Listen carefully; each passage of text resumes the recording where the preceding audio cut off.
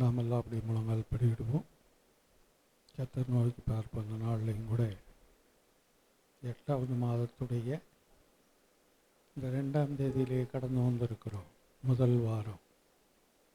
நான் அடிக்கடி சபையில் சொல்வது போல நாட்கள் வெகு வேகமாக ஓடிக்கொண்டிருக்குது. இந்த வருஷத்தை இப்பொழுதுதான் துவைக்கினது போல இருக்குது. இந்த மாதத்தை இப்பொழுதுதான் துவைக்கினது போல இருக்குது. 7 மாதங்களை முடித்து 8வது மாதத்துடைய துவக்கத்தில் வந்து நிற்கிறோம். என்ன இருக்கிறது 4 மாதம்தான். தூங்கி எந்திரிக்கிறது போல இது ஓடிடும். இரவுல படுத்து காலையில் எந்திரிக்கும் போது எப்படி எந்திரிக்கும் அதே போல அவ்வளோ வேகமாய் ஓடிடும். அதுக்கு தான் சொல்ல வர்றேன். அதனால் இதுவரையும் காத்த நம்முடைய தேவாதி தேவனுக்கு நன்றி சொல்லும் விதமாய் எல்லா வாய்களை திறந்து கர்த்தரை ஸ்தோத்தரிப்போம். நாமும் வரக்கூடாதபடி பல தடைகள் பல பிரச்சனைகள் இருந்தாலும் அவைகள் எல்லாவற்றையும் மாற்றி ஆவியானவர் நம்ம அழைத்து கொண்டு வந்தாரே, அந்த மகத்தான தயவிற்காய் மகத்தான கிருபைக்காய் கூட எல்லா வாய்களை திறந்து கர்த்தரை ஸ்தோத்தரிப்போம்.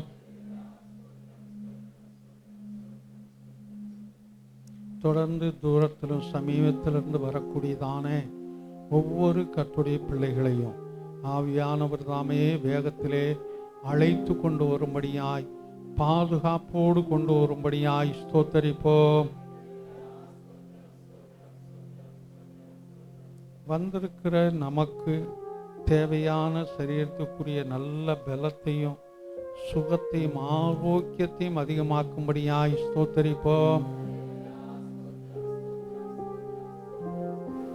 நாம் எதிர்பார்த்து வந்திருக்கிற அந்த எண்ணத்தின்படி கர்த்தர் நம்மை ஆசீர்வதித்து அனுப்புவார் நிச்சயத்தோடு கூட ஒரு எதிர்பார்ப்போடு கூட ஒரு வெறுமையான உள்ளத்தோடு கூட கர்த்தருடைய சமூகத்திலே காத்திருக்க கர்த்தர் நம்மோடு கிரியை செய்யும்படியாய் ஸ்தோத்தரிப்போம்.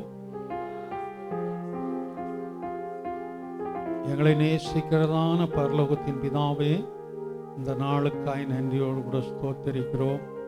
இந்த நாள் நீங்க முன்குறித்த நாள். இந்த நாளை தொடர்ந்து எங்களுக்கு ஆசீர்வதித்து கொடுங்க ராஜா. ராஜா, இந்த நாள் வர வேண்டி கர்த்தருடைய பிள்ளைகளை வேகத்திலே கொண்டு வாங்க, பாதுகாப்பாய் கொண்டு வாங்க.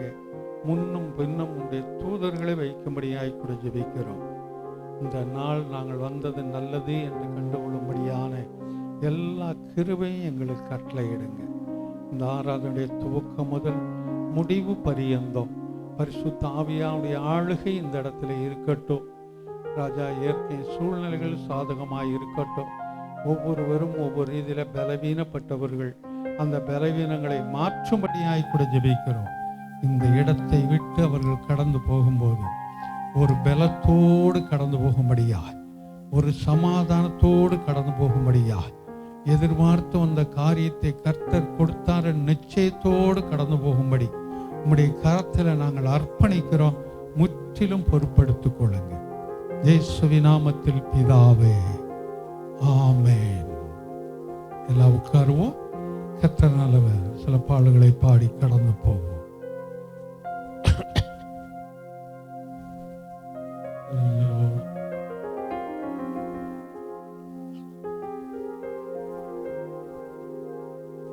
பாரீர் அருணோதயம் போல் உதித்து வரும் இவர் யாரோ? பாரீர் அருணோதயம் போல் உதித்து வரும் இவர் யாரோ?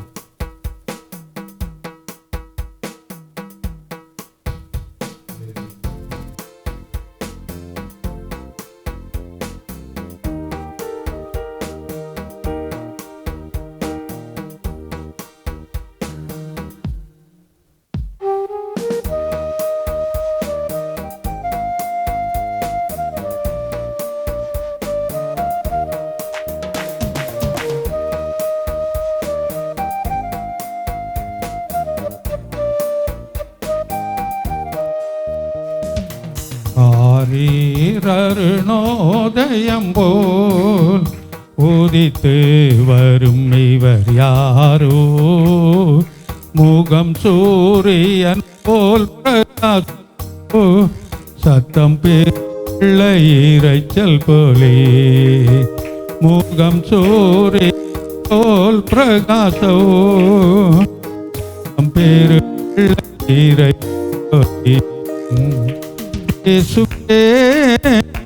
ஆத்மனேஸ்வரேஸ்வரனின் ரோஜாவும் லீலி புஷ்பமுமாம் 10000ங்களில் சிறந்தோ 10000ங்களில் சிறந்தோ.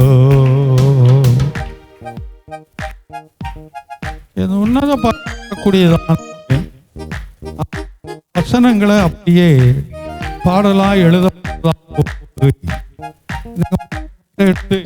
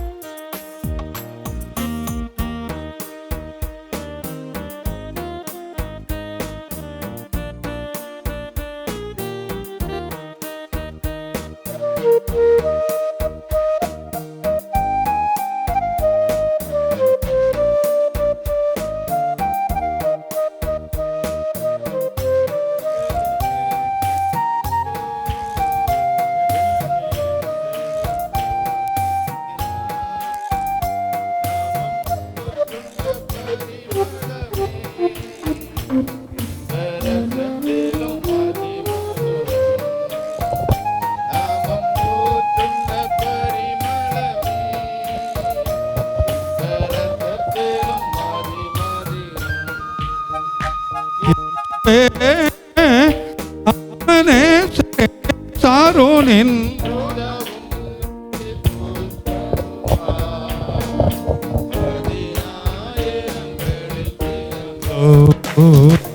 பதினாயிரங்களில் திறந்தோ. நீங்க உன்னத பாட்டில் நீங்க எடுத்து நீங்க தொடர்ந்து வாசித்து பாருங்க. இது நிறைய சொல்லப்பட்டு வந்து கொண்டே இருக்கு இப்படிப்பட்ட காரியங்களை. காட்டு மரங்களில் அந்த ஊற்றுண்ட பரிமளத்தையிலும் அவருடைய இடதுகை என் தலையின் கீழாய் இருக்கும், அவருடைய நேசத்தால் சோகமானேன், இப்படி நிறைய அதில் போடப்பட்டு கொண்டே இருக்கும்.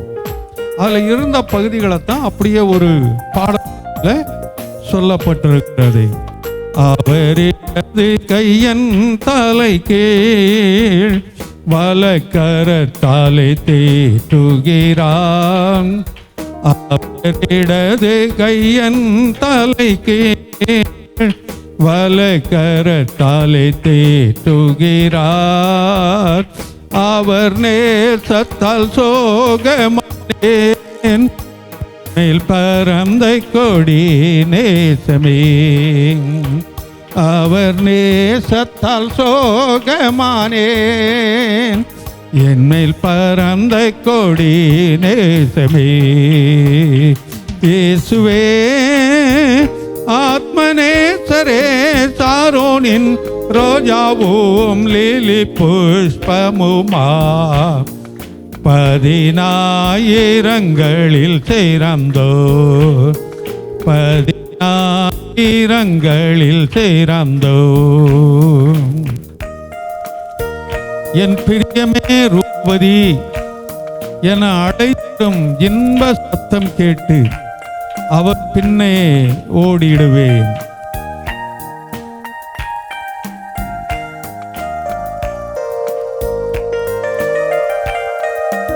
என் பிரியமே ரூபவதி என்னை தேடும் இன்ப சத்தோ, என் பிரியமே ரூபவதி என்னை அழைத்திடும் இன்ப சத்தோ, கேட்டு ஓடிடுவேன், அவர் சமூகத்தில் மகிழ்ந்திடுவே. கேட்டு அவர் பின்னே சமூகத்தில் மகிழ்ந்திடுவே. இயேசுவே ஆத்மநேசரே, சாரோனின் ரோஜாவும் லீலி புஷ்பமுமாம், 10,000ங்களில் சேர்ந்தோ, 10,000ங்களில் சேர்ந்தோ. என் நேசர் என்னுடையவர், அவர் மார்பிலே சாய்ந்திடுவேன். மணவாளியே வா என்பாரே, நானும் செல்லுவேன் அந்நேரம். அவர் வருகையிலே மணவாளியாய் மணவாட்டியாய் இருக்கக்கூடிய சபையை அவர் அழைத்து கொள்ளும்படியாய் வருகிறார். அவர் மணவாளனாய் வருகிறார். அதற்கு நம்மை ஆயத்தப்படுத்திக் கொள்வோம்.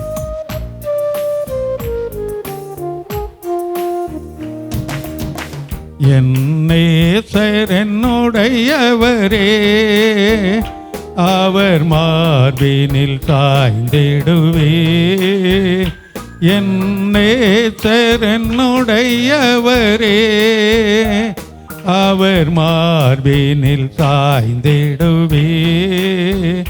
மணவாளியே வா என்பாரே, நானும் செல்லுவேன் நன்னேரமே.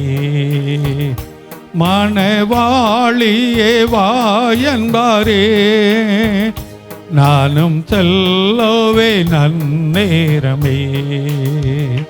இயேசுவே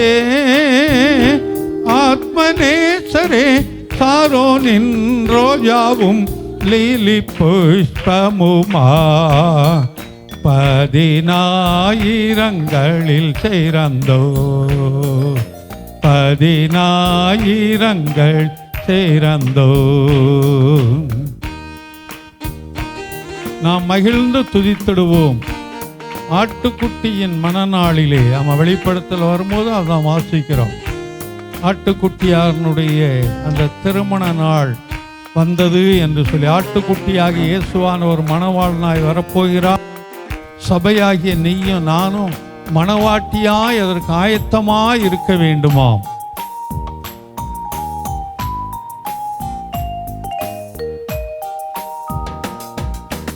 நாம் மகிழ்ந்து துதித்திடுவோம் ஆட்டுக்குட்டியின் மனநாளிலே. நாம் மகிழ்ந்து துதித்திடுவோம் ஆட்டுக்குட்டியின் மனநாளிலே. சுத்த பிரகாச ஆடையோடே பறந்திடுவோம் நாம் மேகத்திலே. சுத்த பிரகாச ஆடையோடே பறந்திடுவோம் நாம் மேகத்திலே. இயேசுவே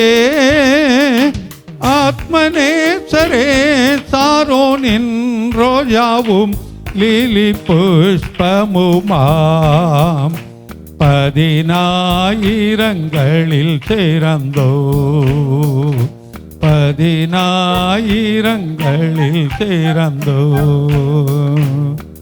அல்லேலூயா. நாங்கள் இந்த ராமாபுரத்தில் தங்கி இருக்க நாட்களில் அந்த பகுதியில் ஒரு சகோதரன் வருவார். அவர் யார்கிட்டையும் பேச மாட்டார். நான் நின்று பேசினா என்கிட்ட பேசுவார். பேர் என்னன்னு கேட்டால் சாரோனின் ரோஜா இயேசு. சாரோனின் ரோஜா இயேசுவின் ராஜாம்பார்.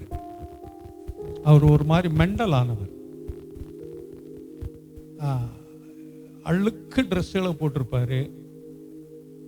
புதுசு கொடுத்தாலும் யாரும் வாங்க மாட்டார். அதை அந்த வேஷ்டி மாதிரி இருக்கிற லுங்கி மாதிரி இருக்கிறத சுருட்டி ஒரு கையில் பிடிச்சிட்டு ஒரு கையை இங்கே வச்சுக்கிட்டே வருவார், மூக்கில் வச்சுக்கிட்டு. ஏதோ சில நாள் சாப்பிடுங்கன்னு சொல்லி வீட்டில் கூப்பிட்டு அந்த வெராண்டா இருந்த இடத்துல சாப்பாடை போட்டு கொடுத்தோம்னா சாப்பிட்டு போய்கிட்டே இருப்பார். வேறு யார்ட்டையும் அங்கே பேச மாட்டார் அந்த ஏரியாவில். அவர் விருகம்பாக்கத்துலேருந்து நடந்து வரான். விருகம்பாக்கத்துலேருந்து வலசரவாக்கம் வந்து ராமாவரம் வந்து இப்படியே இங்கே அந்த மணப்பாக்கம் ஒரு ஆறு ஒன்று போகும். அந்த ஆற்று வரைக்கும் போவார். சொல்லுவாங்க, அங்கே வரைக்கும் பார்த்துருக்குறோம் இவரை அப்படின்னு சொல்லி. இப்போ இருக்காரா இல்லை அவர் இறந்துட்டாரான்னு தெரியாது.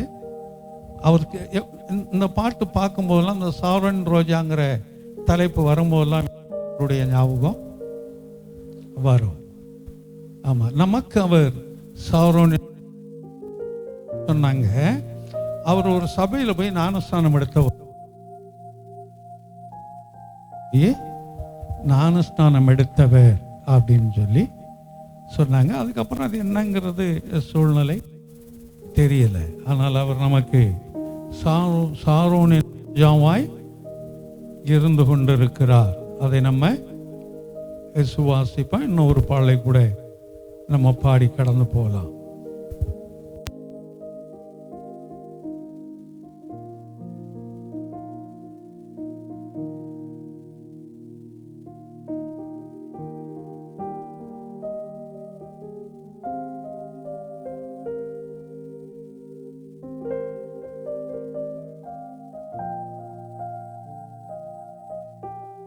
பாதம் பணிந்தேன் எந்நாளும் துதியே, உம்மை அன்றி யாரை பாடுவேன்.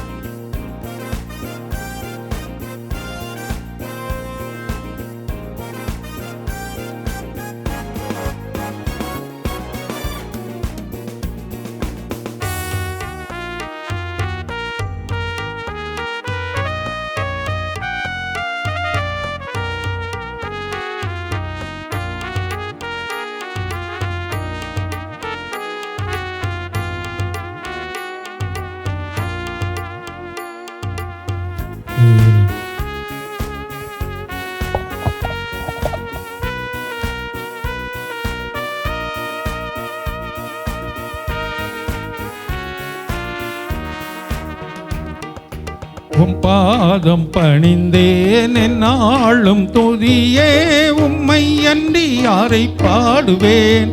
ஏசையா உந்தன் அன்பு உள்ளம் பொங்குதே, ஏசையா உந்தன் அன்பு உள்ளம் பொங்குதே. உம் பாதம் பணிந்தேன் எந்நாளும் துதியே, உம்மை அன்றி யாரை பாடுவேன். ஏசையா உந்தன் அன்பு உள்ளம் பொங்குதே, ஏசையா உந்தன் அன்பு உள்ளம் பொங்குதே. பரிசுத்தமே பரவசமே பரனே சருளே வரம்பொருளே, பரிசுத்தமே பரவசமே பரனே சருளே வரம்பொருளே. தேடினதால் கண்டடைந்தே பாடிய பாடல்கள் ஐந்தளித்தீர். தேடினதால் கண்டடைந்தே பாடிய பாடல்கள் ஐந்தளித்தீர். உம் பாதம் பணிந்தே எந்நாளும் துதியே, உம்மை அன்றி யாரை பாடுவேன். ஏசையா உந்தன் அன்பு உள்ளம் பொங்குதே, ஏசையா உந்தன் அன்பு உள்ளம் பொங்குதே. புது எண்ணெயால் புது பலத்தால் புது கிருபையால் நிரப்பி நிதம் நடத்தி. இந்த எண்ணெய் என்பது வேதத்தில் பல காரியங்களுக்கு ஒப்பாய் சொல்லியிருக்கிறது. ஒன்று பரிசுத்தாவியானவருக்கு ஒப்பாய் சொல்லி இருக்குது, அபிஷேகத்திற்கு ஒப்பாய் சொல்லி இருக்குது, பொருளாதாரத்திற்கு ஒப்பாய் சொல்லி இருக்குது, வருமானத்திற்கு ஒப்பாய் சொல்லி இருக்கிறது, அதாவது மருத்துவத்திற்கு ஒப்பாய் சொல்லி இருக்கிறது. அதனால புது எண்ணெயால் புது பலத்தால் நமக்கு அதுல தேவையோ அதை கொண்டு நம்மை நிரப்பக்கூடியவர். அல்லேலூயா.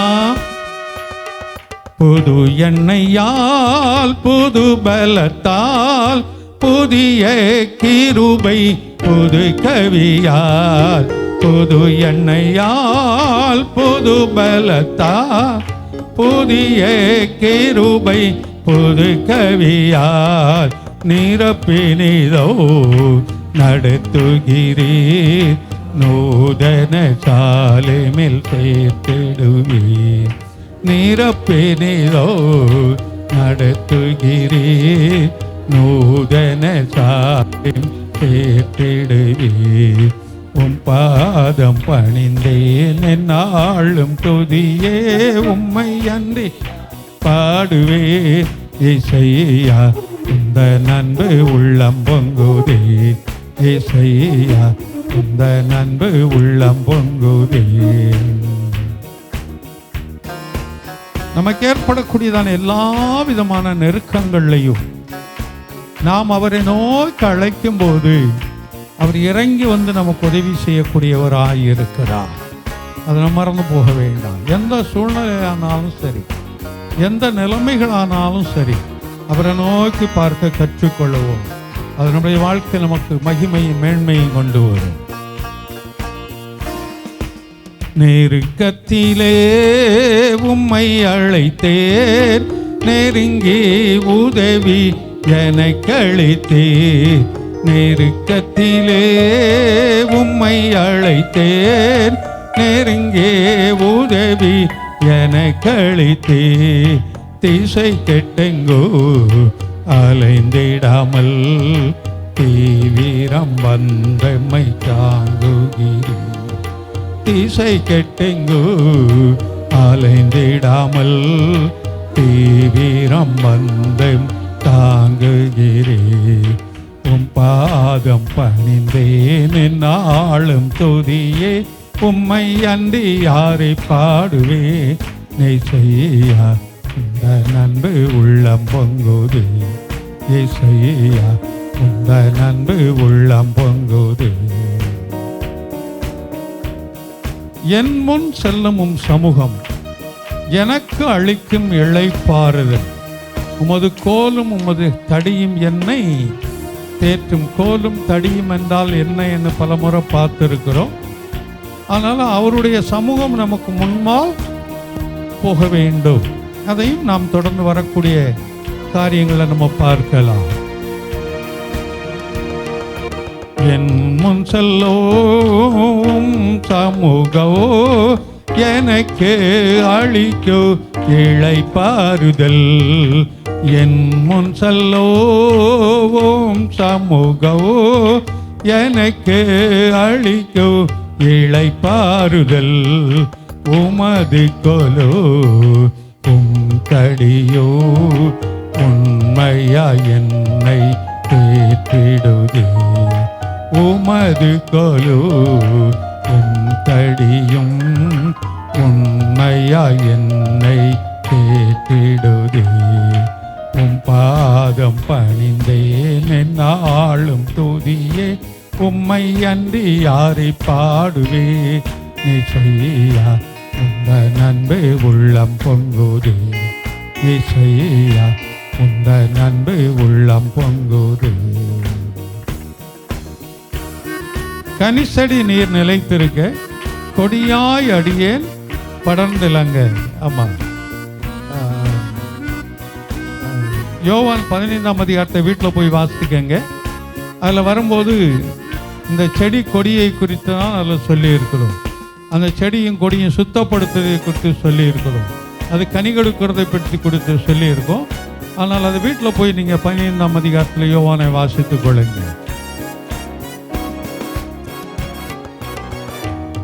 கனி செடி நீர் நிலைத்திருக்கோ கொடியாய் அடியே படர்ந்திலங்கே. கனி செடி நீர் நிலைத்திருக்கோ கொடியாய் அடியே படர்ந்திலங்கே. கிளை நெருக்கி களை பிடுங்கி கர்த்தரை காத்தென்னை சுத்தம் செய்வீர். கிளை நெருக்கி களை பிடுங்கி கர்த்தரை காத்தென்னை சுத்தம் செய்வீர்.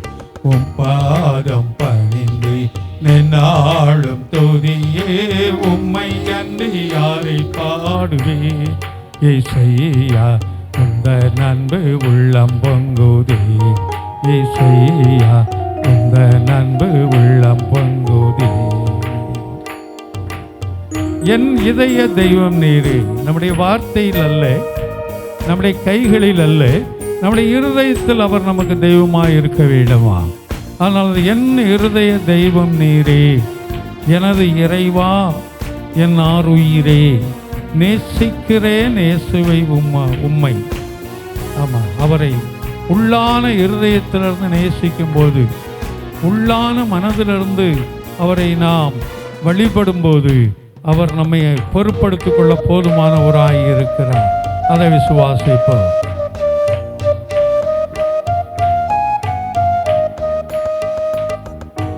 என் இதய தெய்வமை நீர், எனது இறைவா அருயிரே. என் இதய தெய்வமை நீர், எனது இறைவா அருயிரே. நேசிக்கிறே நேசுவிவோ, நேசமுக மென்றும் கண்டிடுவே. நேசிக்கிறே நேசுவிவோ, நேசமுக மென்றும் கண்டிடுவே. உம் பாதம் பணிந்தேன் நாளும் துதியே, உம்மை அன்றே யாரை பாடுவே. நெய்சையா, உந்த நண்பு உள்ளம் பொங்குதே இசையா, உந்த நண்பு உள்ளம் பொங்குதே.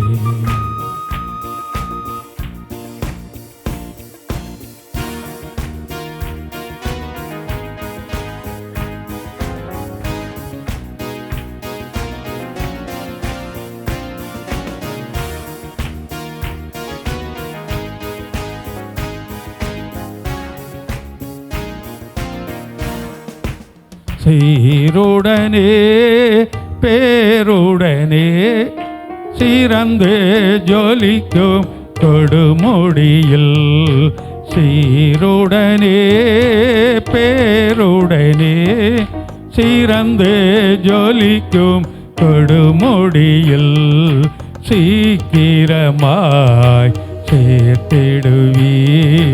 சீயோனை வாஞ்சித்து நாடுகிறேன். சீக்கிரமாய் சேர்த்திடுவீர். சீயோனை வாஞ்சித்து நாடுகிறேன். உம் பாதம் பணிந்தே என்னாலும் துதியே, உம்மை அன்றி யாரை பாடுவே. நெய்சையா, அந்த நண்பு உள்ளம் பொங்குதே இசையா, இந்த நண்பு உள்ளம் பொங்குதே. சீக்கிரமாய் சேர்த்திடுவீர். சீயோனை வாஞ்சித்து நாடுகிறேன். சீயோன் என்றால் பரலோகம். பரலோகத்தை நோக்கி நான் வாஞ்சையாய் இருக்கிறேன், அதையே நாடுறேன். ஆனாலே நான் உம் பாதம் பணிந்து உம்மையே நான் துதிக்கிறேன் என்று சொல்லுகிறான். அல்லேலூயா. என்ன ஒரு பாடலை கூட பாடி நாம் கடந்து போவோம்.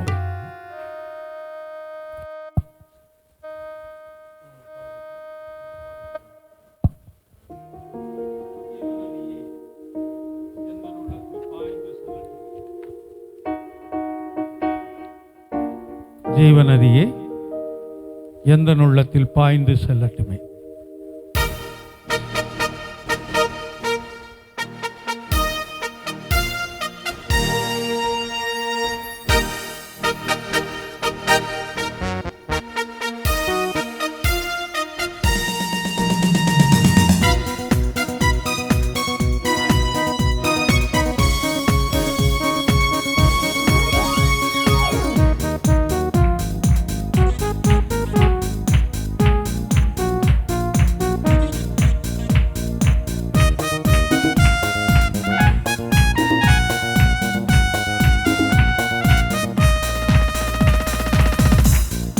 ஜீவநதியே எந்த உள்ளத்தில் பாய்ந்து செல்லட்டுமே.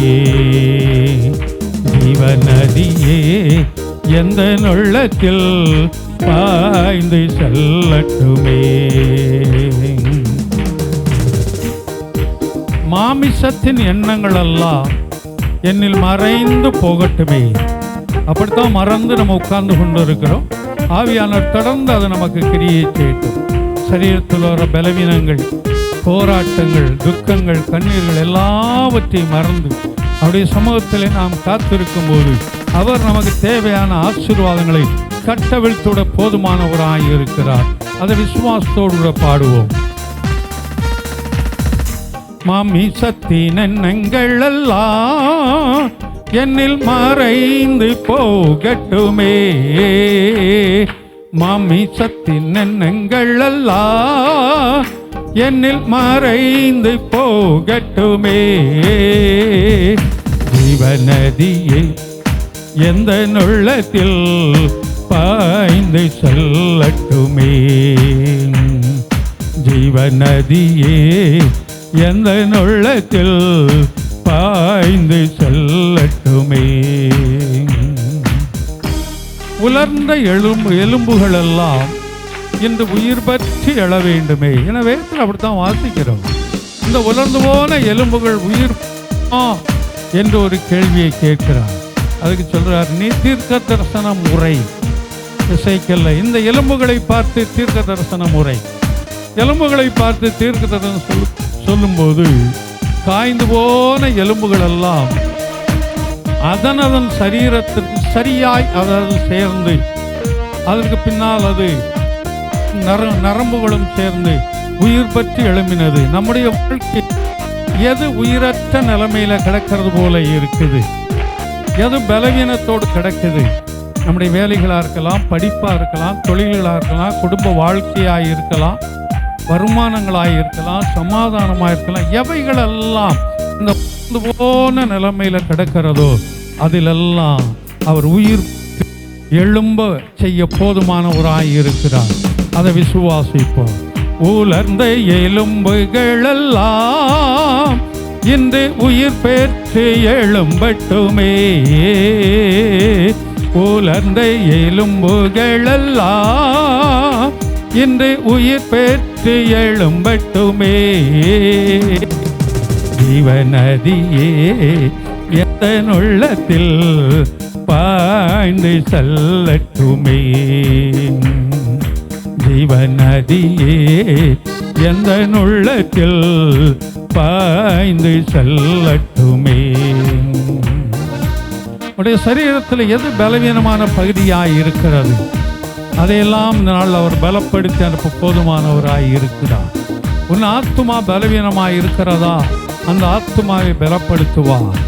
உன்னுடைய வேலைகள், தொழில் பலவீனப்பட்டு கிடக்கிறதா, குடும்ப வாழ்க்கை பலவீனப்பட்டு கிடக்கிறதா, ஒரு பலத்தோடு கொடுத்துப்போர். அதை விசுவாசிப்போம். ஏன்னா நம்முடைய பேர் விசுவாசி. அதை விசுவாசிப்போம். நம்முடைய பலவீனங்கள் இந்த நாளில் பலனாய் அறிக்கை செய்வோம். அவர் அதற்கு போதுமானவராய் இருக்கிறார். பலவீன பகுதியெல்லாம் என்னில் பலனாக மாறட்டுமே. பலவீன பகுதியெல்லாம் என்னில் பலனாக மாறட்டுமே. நதியே எந்த பாய்ந்து செல்லட்டுமே. ஜீவநதியே எந்த உள்ளத்தில் பாய்ந்து செல்லட்டுமே. அப்படியே முழங்கால் படிக்கிடுவோம். எல்லாம் அப்படியே முழங்கால் படிக்கிடுவோம். நாள் கர்த்தருடைய கரணம் மூடி இருந்து தொடர்ந்து நம்மை நடத்தக்கூடியதாக இருக்கிறது. நாம் எந்த எதிர்பார்ப்போடு கூட வந்திருக்கிறோமோ அந்த எதிர்பார்ப்பை நிறைவேற்றி அனுப்ப போதுமானவராய் இருக்கிறார். தேவனுடைய சமூகம் அணியும் போது, அவருக்குள்ளாய் நம்மை விட்டு கொடுக்கும் போது அவர் நம்மை பொறுத்துக் கொள்ள போதுமானவராய் இருக்கிறார்.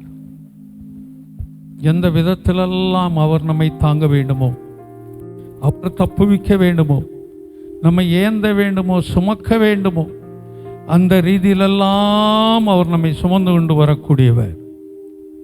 உலர்ந்த எலும்புகள் அது உயிர் பெற அவர் போதுமானவராயிருக்கிறார். அதற்கு உயிரோட்டத்தை கொடுக்கும்படி அவர் விரும்பக்கூடியவராயிருக்கிறார். அதை செய்வார். பலவீனமாய் கிடக்கிற ஒவ்வொரு பகுதியையும் அவர் பலப்படுத்த போதுமானவராயிருக்கிறார். இப்பொழுதோ உடைய பலவீனமான பகுதியில் உடைய வலது கையை வைத்துக்கொள். விசுவாசத்தோடு கொள். உனக்கு எந்த பகுதியில் பலவீனம் இருக்கிறதோ, வைக்கக்கூடாத பகுதியாக இருந்தால் உன்னுடைய தலையிலே கைகளை வைத்துக்கொள். இல்லாவிட்டால் உன்னுடைய இருதய பகுதியிலே உன்னுடைய கைகளை வைத்துக்கொள். உடைய பலவீனம் மாறும். பலவீன பகுதியெல்லாம் என்னில் பலனாக மாறட்டுமே. யார் கைதட்ட வேண்டாம். உடைய பலவீன பகுதி எங்கேயும் அங்க கைகளை வைத்துக்கொள். பலவீன பகுதியெல்லாம் என்னில் பலனாக மாறட்டுமே. பலவீன பகுதியெல்லாம் என்னில் பலனாக மாறட்டுமே. பலவீன பகுதியெல்லாம் என்னில் பலனாக மாறட்டுமே. ஜீவநதியே எந்த உள்ளத்தில் பாய்ந்து செல்லட்டுமே. ஜீவநதியே எந்த உள்ளத்தில் பாய்ந்து செல்லட்டுமே. நம்முடைய பலவீனங்களை மாற்ற அவர் போதுமானவராயிருக்கிறார். அதோடு மாத்திரமல்ல, ஆவிக்குரிய ரீதியிலே ஆவிக்குரிய வரங்களை நாம் கேட்கும் போது நமக்கு கொடுக்க போதுமானவராயிருக்கிறார். 1 கொரிந்தியர் புஸ்தகத்தில் வாசிக்க வேண்டாம், வீட்டில் போய் வாசித்துக்கங்க. இந்த 12ஆம் அதிகாரத்தை நீங்கள் வாசித்து பார்த்தீங்கன்னு சொன்னால் ஆவிக்குரிய வரங்களை குறித்து அதில் சொல்லியிருக்கும். நிறைய ஆவிக்குரிய வரங்களை அதில் சொல்லப்பட்டிருக்கிறது. 13ஆவது அதிகாரத்துக்குள்ள வரும்போது அந்த ஆவிக்குரிய வரங்களை சில பகுதிகளை தொகுத்து கொடுத்து அன்பை குறித்து முக்கியத்துவப்படுத்தி அங்கே போட்டிருக்கும். 1 கொரிந்தியர் 12:13 நீங்கள் வீட்டில் போய் வாசித்து பாருங்க. அவர் நம்மை ஆவியினால் நிரப்ப விரும்பக்கூடியவர். ஆவியின் வரங்களை கொடுக்க நமக்கு அவர் விருப்பமுள்ளவராயிருக்கிறார். அதை பெற்றுக்கொள்ள நாம் ஆயத்தமாய் இருக்க வேண்டும். கேட்கிற எவனும் பெற்றுக்கொள்ளுகிறான் என்று சொல்லப்பட்டிருக்கிறது. கேட்கிற எவனும் பெற்றுக்கொள்ளுகிறான். அவர் யாருக்கும் வஞ்சகம் வைக்கிறதில்லை, யாரையும் ஒதுக்கி தள்ளுறதும் இல்லை. யாரெல்லாம் அவரிடத்துல வந்து என்னுடைய பலவீனம் மாற வேண்டும் என்று கேட்கிறோமோ பலவீனத்தை மாற்றுகிறார். உலர்ந்த எலும்புகள் உயிர் பற்றி எழும்ப வேண்டும் என்று கேட்கிறோமோ அதை கொடுக்கிறார். ஆவியின் வரங்களினால் என்னை நிரப்பும் என்று கேட்கும்போது அந்த ஆவியின் வரத்தை நமக்கு கொடுக்கக்கூடியவராயிருக்கிறார். சுகவீனமானவர்களுக்கு ஜெபிப்பது, வேதத்தை வியாக்கியானம் பண்ணுவது, வேதத்தை போதிப்பது, குணமாக்கும் வரங்கள், வியாதி உள்ளவர்களுக்காய் பிசாசின் கட்டில் ஜெபிக்கும் போது அவர்கள் சுகம் பெற்றுக் கொள்வது, இப்படி ஒவ்வொன்றும் ஒவ்வொரு வரங்கள் வேதத்தில் அதான் வாசிக்கிறோம். ஜெபிப்பது ஒரு வரம். இப்படி கர்த்தர் நமக்கு அந்த வரங்களை கொடுக்க விருப்பம் உள்ளவராய் இருக்கிறார். நமக்கென்று வைத்திருக்கிறார். ஆனால் பெற்றுக்கொள்ள நம்ம ஆயத்தமாக இருக்கிறோமாங்கிறதான் கேள்வி. அதை பெற்றுக்கொள்வோம். நீ எந்த வரத்தை வேண்டும் என்று நீ கர்த்தரிடத்தில் கேட்கிறாய், அந்த வரத்தை உனக்கு கொடுப்பாரு.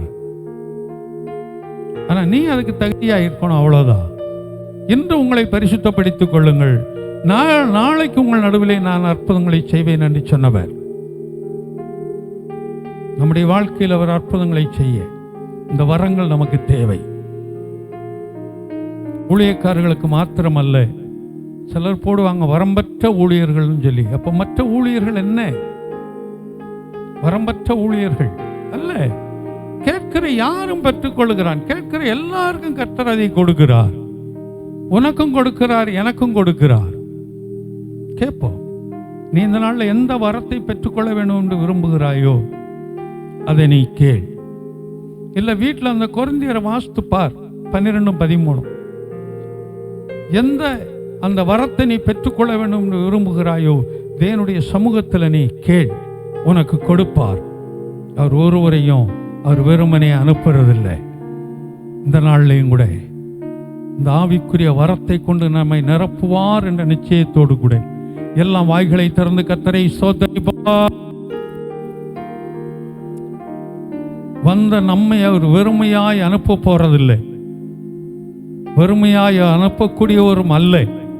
அந்த நிச்சயத்தோடு கூட எல்லாம் வாய்களை திறந்து கர்த்தரை ஸ்தோத்திரிப்போம். ஆவியின் வரங்களினால் என்னை அபிஷேகம் செய்திடுமே, ஆவியின் வரங்களினால் என்னை அபிஷேகம் செய்திடுமே. ஜீவநதியே எந்த உள்ளத்தில் பாய்ந்து செல்லட்டுமே, ஜீவநதியே எந்த உள்ளத்தில் பாய்ந்து செல்லட்டுமே. கர்த்தர் நல்லவர். இந்த ஆராதனை கர்த்தர் ஆசீர்வதிக்கும்படி, வரவேண்டிய பிள்ளைகளையும் சீக்கிரத்திலே கொண்டு வரும்படி, வந்திருக்கிற நம்மோடு இடைப்பட்டு கொண்டிருக்கிற தேவன் தொடர்ந்து நம்மை காத்து கொள்ளும்படி பலப்படுத்தும்படி ஏவப்பட்டதான ஒருவர் சத்தத்தை உயர்த்தி ஜெபிக்கும்படி அன்போடு கேட்டுக்கொள்ளுகிறேன்.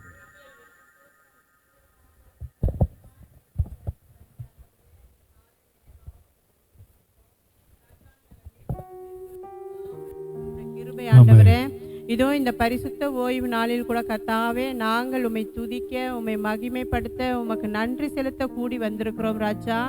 அப்பா, நாங்கள் மாத்திரம் அல்ல, இன்னும் வரக்கூடியதான பிள்ளைகளுக்கு ஆண்டவரே என்னென்ன தடைகள் இருக்கோ எல்லாவற்றையும் மாற்றி அவர்கள் கூட இந்த ஆராதனையில் கலந்து கொள்ள நீங்கள் கிருபை செய்யுங்க. அப்பா, பாடல்களின் மூலமாக எங்களோடு இடைப்பட்ட தேவன்தாமே, மீதியாக இருக்கிற ஆண்டவரே சங்கீதத்தின் பாகத்தை கூட ஆண்டவரே எங்களோடு நீங்கள் பேசுங்க, எங்கள் இருதயத்திற்கு ஏற்ற வார்த்தைகளை கொடுங்க. அது மாத்திரம் அல்ல ஆண்டவரே, காணிக்கையின் பாகத்தை கூட நீங்கள் ஆசீர்வதிங்க, உற்சாகமாய் கொடுக்க நீங்கள் உதவி செய்யுங்க ஆண்டவரே. அப்பா, உம்மை ஸ்தோத்திரிக்கும். திருவிருந்தை கூட உங்கள் கரத்துக்குள்ளாய் தருகிறோம். அப்பா, இந்த திருவிருந்து எடுக்கக்கூடியதான ஆண்டவர் ஒவ்வொரு பிள்ளைகளையும் நீங்கள் ஆசீர்வதிங்க ஆண்டவரே. அநேக பிள்ளைகள் ஆண்டவரே இந்த திருவிருந்திற்காக கொண்டு வாருங்க அப்பா. பரிசுத்தத்தோடு ஆண்டவரே, பயத்தோடு ஆண்டவரே உங்களுடைய திருவிருந்திலே பங்கு கொள்ள நீங்கள் எங்களுக்கு வேண்டுமாய் நாங்கள் செபிக்கிறோம் அப்பா. செய்தியின் பாகத்தை கூட உங்கள் கரத்துக்குள்ளாய் தருகிறோம் ஆண்டவரை. செய்தி கொடுக்கிறதான தாசனை கூட நீங்கள் மூடி மறைத்து பாதுகாத்து கொள்ளுங்க ஆண்டவரே. ஒவ்வொரு இருதயத்திற்கு ஏற்ற பிரயோஜனமான ஆண்டவரே வார்த்தைகள் எங்களுக்கு நேராய் கடந்து வர வேண்டுமாய் நாங்கள் செபிக்கிறோம் அப்பா. எங்களுடைய சரீரத்திலையும் ஆத்மாவிலையும் ஆண்டவரே சமாதானம், சந்தோஷம், ஆறுதல் பெற்று நாங்கள் இங்கிருந்து கடந்து செல்ல நீங்கள் உதவி செய்யுங்க அப்பா. நாங்கள் இந்த வசனத்தை கேட்க விடாதபடிக்கு எங்களுக்கு தடையை உண்டு பண்ணுகிறதான கன நித்திரையின் ஆவி, அசட்டையின் ஆவி, பலவீனத்தின் ஆவி எல்லாவற்றையும் நசரேயனாகிய இயேசுவின் நாமத்தினால் நாங்கள் கடிந்து அப்புறப்படுத்துகிறோம். இந்த இடத்துல ஆண்டவரே ஆவியானவர் பொறுப்பெடுத்துக் கொள்ளப்பட்ட ஆண்டவரே நீங்க அசைவா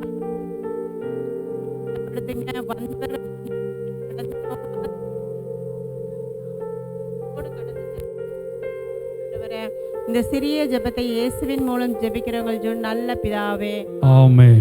என்னை சுவாலாகாததொன்றுண்டோ, என்னை சுவாலாகாததொன்றுண்டோ, என்னை சுவாலாகாதது, என்னை சுவாலாகாதது, என்னை சுவாலாகாததொன்றில்லை, என்னை சுவாலாகாததொன்றில்லை, என்னை சுவாலாகாததொன்றில்லை.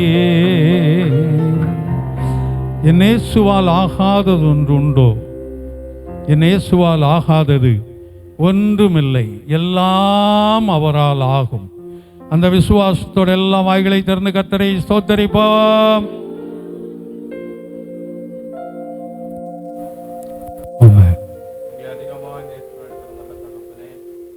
ஆண்டவரே, இந்த காலை வேளைக்காக உங்களுக்கு கொடான கொடி ஸ்தோத்தரிக்கிறோம், துதிக்கிறோம் ராஜா. ஆண்டவரே, 8வது மாதத்தில் ஆண்டவரே இந்த 2வது நாளை காண கிருபை கொடுத்தீர்கள், நன்றி ராஜா. இந்த ஓய்வு நாள் ஆண்டவரே, நீர் ஆண்டவரே என்னையும் எங்களையும் ஆண்டவரே இந்த பரிசுத்த ஆராதனை ஆண்டவரை கூட்டி சேர்க்கிறாருக்காக நன்றி ராஜா. வந்திருக்கிற ஒவ்வொரு பிள்ளைகளையும் நீர் ஆசீர்வதிக்கும்படியாக ஜெபிக்கிறோம் நன்றி ராஜா. மீதியான சங்கீத பாகத்தையும் ஆண்டவரே காணிக்கை பாகத்தையும் நம்ம கருத்தில் கிடைக்கிற நன்றி ராஜா. நீரே பரிசுத்தப்படுத்தி கொடுக்க முடியாது ஜெபிக்கிறோம் நன்றி ராஜா. செய்தியின் பாகத்தை நம்ம கருத்தில் கிடைக்கிற நன்றி ராஜா. ஆண்டவரே இந்த மாதத்துடைய வாக்குத்தத்த வசனம் ஆண்டவரே வந்திருக்கிற ஒவ்வொரு பிள்ளைகளுக்கும் ஆண்டவரே ஆமேன் இந்த ஆண்டவரே நிறைவேறத்தக்க உதவி செய்யுங்க ஆண்டவரே. திருவிருந்து ஆராதனை நம்ம கருத்தில் கிடைக்கிற நன்றி ராஜா. ஆண்டவரே நாங்கள் பாவத்துக்கு செத்து ஆண்டவரே நீதிக்கு பிழைக்க உதவி செய்யுங்க. ஒவ்வொரு ஆசீர்வதிக்க முடியாது ஜெபிக்கிறோம் நன்றி ராஜா. ஆண்டவரே இயற்கையின் சூழ்நிலையில் எங்களுக்கு சாதகமாக மாற்றி கொடுக்க முடியாது ஜெபிக்கிறோம். வர தடைப்பட்டிருக்கிற பிள்ளைகளை ஆண்டவரே மிக சீக்கிரத்திலே ஆண்டவரே பத்திரமாக ஆண்டவரை கூட்டி சேர்க்க முடியாது ஜெபிக்கிறோம். மீதியான ஒவ்வொரு பாகத்தையும் கருத்தில் ஒப்படைக்கிறேன். நீரே ஆண்டு கொள்ள முடியாது ஜெபிக்கிறோம். நீ பேசும் ஜெபிக்கிறோம். ஆமென். எல்லா வேத புஸ்தகம் எடுத்துக்கொண்டு எழுந்திருப்போம். 105வது சங்கீதத்தில் 16வது வசனத்திலிருந்து 30வது வசனம் வரைக்கும் மாறி மாறி வாசிக்கலாம். 105வது சங்கீதம் 16லிருந்து 30 முடிய மாறி மாறி வாசிக்கலாம். கர்த்தருக்கு ஸ்தோத்திரம். அவர் தேசத்திலே பஞ்சத்தை வருவித்து ஆகாரம் என்னும் ஆதரவு கோலை முறித்தார்.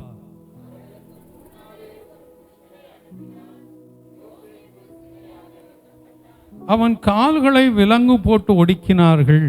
அவன் பிராணன் இரும்பில் அடைபட்டிருந்தது.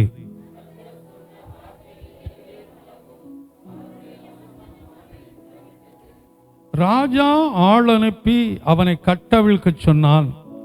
ஜனங்களின் அதிபதி அவனை விடுதலை பண்ணினான்.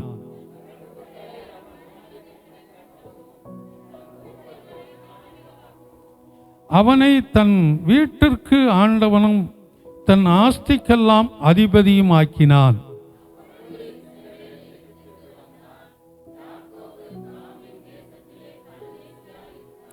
அவர் தம்முடைய ஜனங்களை மிகவும் பலுக பண்ணி அவர்களுடைய சத்துருக்களை பார்க்கிலும் அவர்களை பலவான்களாக்கினார்.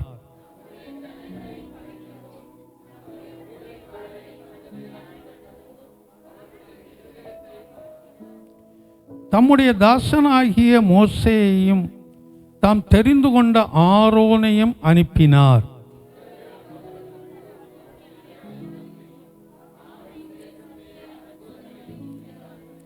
அவர் இருளை அனுப்பி அந்தகாரத்தை உண்டாக்கினார். அவருடைய வார்த்தைகளை எதிர்ப்பாரில்லை.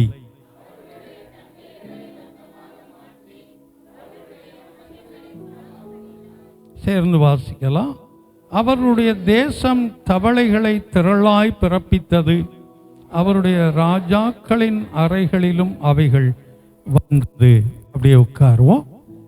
கர்த்தர் நல்லவர். தொடர்ந்து இந்த சங்கீதத்தை 9வது முறையாக வாசிக்க கர்த்தர் உதவி செய்தார். இது ஏற்கனவே சொல்லி கொண்டு வர்றது போல அந்த எகிப்தில் இந்த ஜனங்களுக்கு நடந்த சம்பவத்தை குறித்து தொடர்ந்து இதில் வாசிக்கிறோம். அதற்கு முன்பாக எகிப்திற்கு இவர்களை கொண்டு போனதை குறித்தும் வாசிக்கிறோம். இதில் யோசேப்பை குறித்து வாசிக்கிறோம். யோசேப்பை கர்த்தர் அங்கே அனுப்பினார். அதனால் வாசிக்கிறோம். அதில் அந்த 17 வாசிங்களேன். அவர்களுக்கு முன்னாலே ஒரு புருஷனை அனுப்பினார். இதைத்தான் நம்ம அந்த ஆதியாகமத்தில் வரும்போது வாசிக்கிறோம். யோசேப்பு சகோதரர்களை பார்த்து சொல்கிறான், நீங்களோ எனக்கு அநேக தீமைகள் செய்ய நினைத்தீர்கள், அதையே கர்த்தர் எனக்கு நன்மையாய் மாற பண்ணினார். அதோடு மாத்திரமல்ல, ஒரு இரட்சகனாய் இந்த இடத்திற்கு என்னை அவர் அனுப்பினார். அதை குறித்து நீங்க மனவேதனைப்பட வேண்டாம் அப்படின்னு சொல்றார். அப்போ இது கர்த்தருடைய அந்த திட்டம். இதெல்லாம் சாதாரணமாய் நடக்கக்கூடியது இல்லை. ஏன்னு சொன்னா, அந்த ஆபிராமா இருக்கும்போதே அவனுக்கு அந்த வெளிப்படுத்தலை கொடுக்கிறார். அவனுக்கு குழந்தை இல்லை. அப்போ ஆபிராமா இருக்கும்போதே இந்த மாதிரி உன்னுடைய சந்ததி 400 வருஷம் வேறு இடத்துல அடிமைகளாக இருக்கும் அப்படின்னு சொல்லி அங்கே ஒரு வாக்கு கொடுக்கிறார். எப்போ குழந்தை இல்லாத சூழ்நிலை. அதுக்கப்புறம் ஆபிரகாமுக்கு ஈசாக்கு பிறக்கிறான், ஈசாக்கு யாக்கோபு பிறக்கிறான், எத்தனையோ சந்ததிகள் தாண்டுது. இப்போ காலம் நெருங்குது. யோசேப்பை அங்கே அனுப்புகிறார். யோசேப்பை அங்கே அனுப்புகிறார். ஏன் அனுப்புகிறாருன்னு சொன்னால், இந்த ஜனங்களை அடிமைகளாக அங்கே போகணும் இவங்க. அது ஒரு திட்டம், கர்த்தருடைய திட்டம். அந்த அடிமைகளாய் மாற்றுறதுக்காகத்தான் தேசத்தில் பஞ்சத்தை வருவிக்கிறார். ஏன்னா அங்கே தான் ஆகாரமனம் ஆதரவு கோலை முறித்தார். அந்த 18 வாசிங்க, 16 வாசிங்க. தேசத்திலே பஞ்சத்தை வருவித்து, ஆமா, ஏன் அந்த பஞ்சத்தை உருவாக்கினாரு? இங்க இருக்கிற ஜனங்கள் அங்க போகணும், அப்பதான் அவருடைய தீர்க்க தரிசனம் நிறைவேறும். அவருடைய தீர்க்க தரிசனம் நிறைவேறதுக்கு எப்படி வேணுமானாலும் நடப்பிப்பார். பஞ்சத்தை வருவிக்கிறார். இந்த ஜனங்கள் அங்க அடிமைகளாக போய் சேர்றாங்க. இப்போ போய் சேரும் போது அடிமை இல்லை. அவன் யோசேப்பு அங்கே இருந்த வரைக்கும் 30 வருஷம் நல்லா தான் இருக்கிறாங்க. அதுக்கு பின்னாடி தான் 400 வருஷம் அடிமைகளாய் மாறினார். இந்த 400 வருஷம் அவர்கள் அடிமையாக இருக்கும்போது அவர்களை விடுதலை ஆக்கும்படி கர்த்தர் திட்டம் கொண்டார். எப்போ திட்டம் கொண்டார் தெரியுமா? அவங்கள அடிமையிலிருந்து விடுவிக்கிறதுக்கு கர்த்தர் எப்போ எண்ணம் கொண்டார் தெரியுமா? மோசே பிறப்புல. மோசேங்கிற மனிதனை பிறக்க வச்சு அவனை கொண்டு போய் பார்வோன் வீட்டில் ஒரு ராஜாவா வளர விட்டு திரும்ப அவனை கொண்டு போய் ஆடு மேய்க்கிறவன் ஆக்கி இப்போ 80 வருஷம் ஓடிடுச்சு. அதுக்கப்புறம் தான் அனுப்புறாரு, போய் என் ஜனங்களை கூப்பிட்டு வா. அந்த ஜனங்கள் வெளியேறும்போது சரியாய் 400 வருஷம். தேவன் சொன்னதான அந்த 400 வருஷம் முடியும் அந்த நாளில் தானே. அப்படித்தான் வாசிக்கிறோம். வெள்ளியோடும் பொன்னோடும் அந்த ஜனங்களை கொள்ளையிட்டு அங்கிருந்து புறப்பட்டு சென்றார்கள் அப்படின்னு வாசிக்கிறோம். அப்போ இந்த ஜனங்களை 400 வருஷம் அடிமைகளாக இருப்பான்னு சொன்னதை 80 வருஷத்துக்கு முன்னாடியே அதுக்குள்ள திட்டத்தை வகுக்கிறாரு. என் ஜனங்களை எப்படி நான் வெளியில கொண்டு வரணும். திடீர்னு அது நடக்கல. 80 வருஷத்துக்கு முன்னாடியே பிளான் பண்றாரு. ஆமா, அவனை பிறக்க வச்சு, ஆமா, அவனுக்கு ஏத்த மாதிரி அவனை வளர விட்டு, அதுக்கப்புறம் இங்க வந்து ஜனங்களை ரட்சித்து கொண்டு போகும்படியாய் விடுதலையாக்கி கொண்டு போகும்படியாய் செய்கிறார். அப்ப தேவன் ஒரு காரியத்தை செய்ய திட்டம் கொண்ட உடனே அவர் அதை செய்யறதில்லை. அதுக்கு முன்னாடியே அவர் பிளான் அங்க இருந்துகிட்டே இருக்கும். அதுக்கடையில பல சம்பவங்கள் நடக்கலாம், ஆனா ஒரு திட்டம் நிறைவேறும். அவ்வளவுதான். இங்க வரும்போது அதான் வாசிக்கிறான். யோசேப்பை, ஆமா, யோசேப்புக்கு கொடுத்த அந்த வாக்குத்தத்தம் நிறைவேறணும். உடனே நிறைவேறிடல. அதுல என்ன வாசிக்கிறோம்? அந்த 18 வாசிங்களேன். அவன் கால்களை விலங்குகளால் ஒடுக்கினார்கள், அவன் பிராணனும் இரும்பில் அடைபட்டிருந்தது. அந்த அளவுக்கு கொடுமைப்படுத்தினாங்க யோசேப்பை. ஆனா அவனுக்கு வாக்கு 2 தடவை தரிசனம் கொடுத்தாரு, சொப்பனம் கொடுத்தாரு. தரிசனம் அல்ல, சொப்பனம் 2 தடவை கொடுத்தாரு. அப்படி சொப்பனக்காரனுக்கு ஏன் இந்த நிலைமை? நீ மட்டும் அதிகாரியா இருப்பாப்பா, உங்க அப்பா அம்மா கூட உன் காலில் வந்து விடுவாங்கன்னு சொல்றாரு. அப்படிப்பட்டவனுக்கு ஏன் இந்த நிலைமை? கர்த்தருடைய திட்டம் அப்படித்தான் அவன் போனோம். அப்ப நம்முடைய வாழ்க்கையில நம்முடைய ஒரு உயர்வுக்கு போகும்போது கர்த்தர் நம்மை குறித்து ஒரு திட்டம் வைத்திருக்கிறார். அந்த திட்டம் எல்லாம் தாண்டி தான் நாம் உயர்வுக்குள்ளாய் போக வேண்டும். அதை நாம் ஏற்றுக்கொள்ளணும். ஆமா, அதைத்தான் நம்ம இதில் தொடர்ந்து வாசிக்கிறோம். தொடர்ந்து நீங்க கீழே அதுக்கு அடுத்த பகுதிகளில் நம்ம வாசித்தோம்னு சொன்னா, அந்த இஸ்ரவேல் அந்த எகிப்து தேசத்துல அந்த ஜனங்களுக்கு என்ன பிரச்சனைகளை கொடுத்தார் என்று வாசிக்கிறோம். இஸ்ரவேல் ஜனங்களை விடுதலை ஆக்குறதுக்கு எகிப்தில் இருந்த ஜனங்களுக்கு என்ன பிரச்சனைகளை கொடுத்தார் அப்படிங்கிறதை தொடர்ந்து இங்க வாசிக்கிறோம். அதனால இந்த சங்கீதத்தை வீட்டில் போய் தொடர்ந்து அப்படி வாசித்துக்கங்க.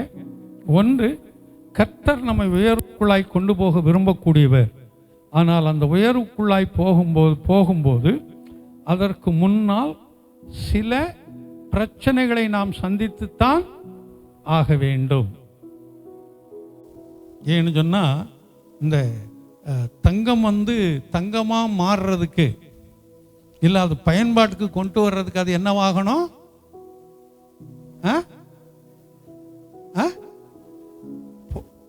புடமுட போடுறேன்னா அங்கே எத்தனை பேருக்கு தெரியும்?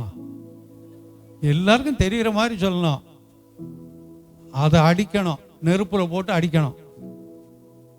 நெருப்புல போட்டு அதை அடித்து இப்படியே போட்டு எடுத்துக்கிட்டு இருந்தா தான் அது பயன்பாட்டுக்கு வர்ற மாதிரி வரும், விலை கூடும். ஆமாம், அந்த வைரம்ங்கிறது சாதாரண ஒரு கல் தான். அந்த கல்லை கொண்டு போய் கொடுத்தோம்னா அது பிரயோஜனம் இல்லை. அதுக்கு என்ன செய்யணும்? பட்டை தீட்டணும்.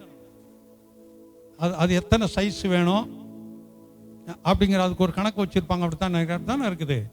எத்தனை சைஸ் வரணும், எத்தனை அப்படி என்ன, எத்தனை பள்ளம் மேடா தெரியணுங்கிறலாம் ஒரு கணக்கு இருக்குது. அது அந்த அளவுக்கு அது நுணுக்கமாக எடுக்கத்தான் அவருடைய விலைகள். சாதாரணமாக கிடக்கிற ஒரு கல், கல்லுனா வைரக்கல் தான். அதுதான் கல்லாக வச்சுக்கிட்டு இருக்கிற வரைக்கும் அது பிரயோஜனம் இல்லை. ஆமாம், ஆனால் அது அந்த பட்டை தீட்டத்தான் அது விலை மதிப்பு அதிகமாகுது. அதே போல தான் நம்முடைய வாழ்க்கையில் நமக்கு ஒரு பெருமை வேணும், நம்ம ஒரு மேலான நிலைமைக்கு வரணும்னு சொன்னால் நாம் சில ரீதிகளில் பட்டை தீட்டப்பட்டு தான் ஆக வேண்டும்.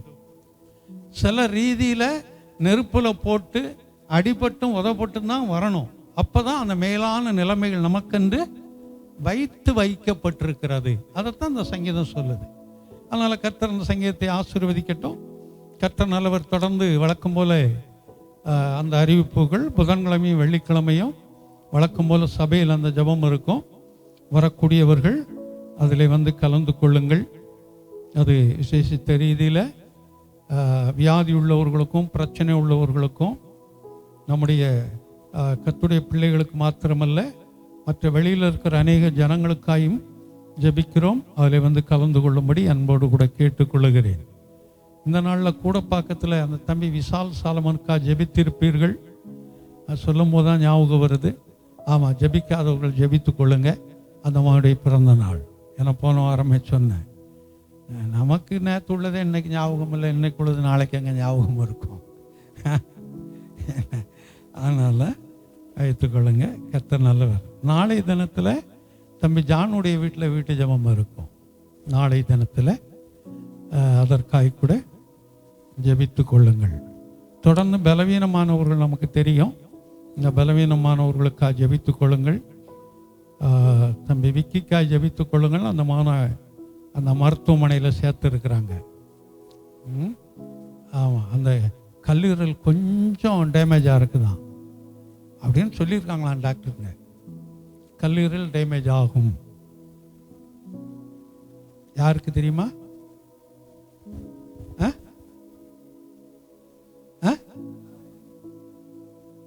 சத்தம் சரியா கேட்கல. பிராந்தி குடிக்கிறவங்களுக்கு வராதோ? சாரம் குடிக்கிறவங்களுக்கு மட்டும்தான் வருமோ? எல்லாம் பிராந்தெல்லாம் சாரம் சரி பழகிட்டோம், அவ்வளவுதான். ஆமாம், போதைக்கு அதிகமானவர்களுக்கு சீக்கிரம் கல்லீரல் பாதிக்கும். உடனே தெரியாது. அது உடம்பு நல்லா இருக்கிற மாதிரி இருக்கும், நல்லா இருக்கிற மாதிரி இருக்கும், பழன்னு இருக்கும். இந்த பலூனை காற்று ஊதுனா எப்படி இருக்கும்? பலூன் காற்று ஊதும் போது எப்படி இருக்கும் பார்த்துருக்கிறீங்களா? பார்த்தது இல்லையா? இல்லை, பலூன் இங்கே இருக்கு, எடுத்தாரன் ஊத சொல்லுவேன், இப்போ வச்சிருக்கேன். ஷைனிங்காக இருக்கும், பழன்னு இருக்கும். அது ஊற்றிக்கிட்டே இருக்கும்போது என்ன ஆகும்? டொப்புன்னு போகும், அவ்வளோதான். எப்போ பாதிக்கும்னு தெரியாது. அது எப்போ பாதிக்கும் என்று தெரியாது. போதைக்கு அது கஞ்சா, பீடி, சிகரெட், இந்த பழக்கம் இருக்கிறவர்களுக்கு நுரையீரல் பாதிக்கும். நுரையீரல் பாதிக்கிறதுனால மூச்சு விட கஷ்டப்படுறது, மூச்சு விடுறதுக்கு கஷ்டப்படுறது. ஆனா இந்த போதை கொடுக்கக்கூடிய இதுகளை குடிக்கக்கூடியவர்களுக்கு கல்லீரல் தான் முதலாவது பாதிக்கும். அடுத்தது கிட்னி. அதனால் கல்லீரல் லேசாக பாதிக்கப்பட்டிருக்குன்னு இருக்கிறாங்க. இதில் ஒரு நல்ல மாற்றத்தோடு கூட அந்த மகனை கர்த்தர் கொண்டு வரட்டும். அதுக்காகத்தான் சொன்னேன், நல்ல ஒரு மாற்றத்தோடு கூட கொண்டு வரட்டும். அதோடு பலவீனப்பட்டவர்கள் நமக்கு இங்கே யார் யாருங்கிறதெல்லாம் தெரியும். அவர்களுக்காய் தொடர்ந்து ஜபித்து கொள்ளுங்கள். அந்த வாலிப மகள் எஸ்தருக்காய் ஜபித்து கொள்ளுங்கள். அந்த மகளை கர்த்தர் நாட்களை அதிகமாய் பலப்படுத்தட்டும். அதோடு அந்த உண்டியலை நல்ல கிரியோடு கூட கண்ணோக்கி பாருங்கள். அதோடு அந்த சிஸ்டரை மனநோவாக்கினதான அந்த குடும்பத்தை கர்த்தர் உணர்வுக்குள்ளாய் கொண்டு வரும்படியாய் தொடர்ந்து ஜெபித்து கொள்ளுங்கள். கர்த்தர் நல்லவர். நாமெல்லாம் அப்படி எழுந்து நிற்போம். ஒரு பாடலை பாடும்போது கர்த்தருக்கென்று காணிக்கை கொடுத்து கடந்து போவோம். உங்களுடைய தனிப்பட்ட வாக்கு தத்துவத்தை எடுத்துக்கொள்ளுங்க. முதலாவது சகோதரிகள் வாங்க, தொடர்ந்து சகோதரர்கள் வரும்படி அன்போடு கூட கேட்டுக்கொள்ளுகிறேன்.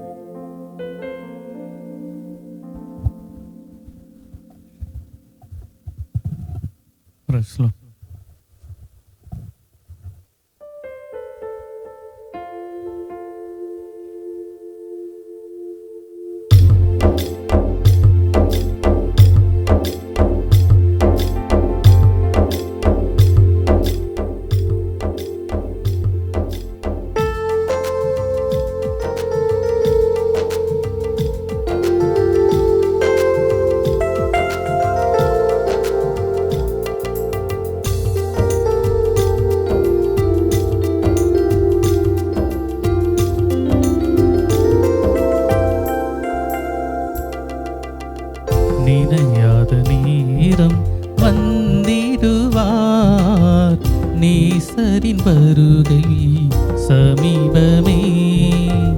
நினையாத நேரம் வந்திடுவார், நேசரின் வருகை சமீபமே.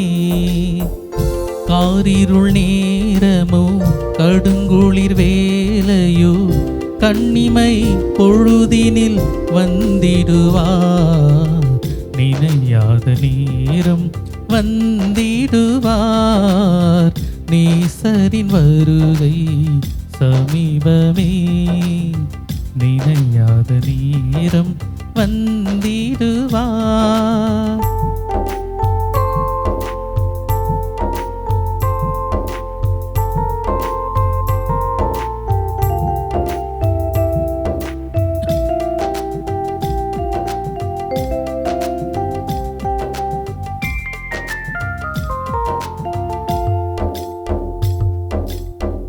வானில் எக்காளங்கள் முழங்கிடுமே, வல்லவர் இயேசு வரும் வேளையிலே. வானில் எக்காளங்கள் முழங்கிடுமே, வல்லவர் இயேசு வரும் வேளையிலே. அவர் வரும் வேளையை யார் அறிந்திடுவார், அவர் வரும் வேளையை யார் அறிந்திடுவார். அப்பா பிதாவே அதை அறிந்திடுவார். நினையாத நேரம் வந்திடுவார், நேசரின் வருகை சமீபமே.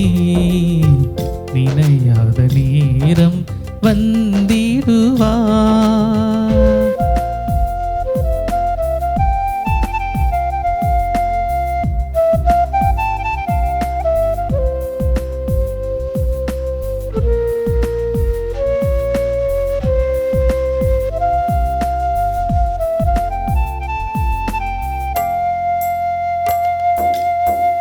கர்த்தருக்குள் மரித்த பரிசுத்தரும் கர்த்தரின் வருகையில் எழுந்திடுவார்.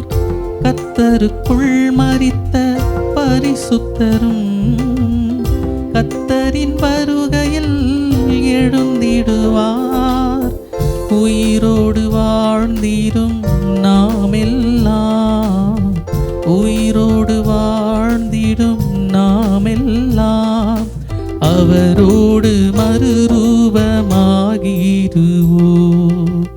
நினையாத நேரம் வந்திடுவார், நேசரின் வருகை சமீபமே. நினையாத நேரம் வந்திடுவார், நேசரின் வருகை சமீபமே. காரிருள் நேரமோ கடுங்குளிர் வேளையோ கண்ணிமை பொழுதினில் வந்திடுவார், நினையாத நேரம் வந்திடுவார், நேசரின் வருகை சமீபமே. நினையாத நேரம் வந்திடுவார், நேசரின் வருகை சமீபமே.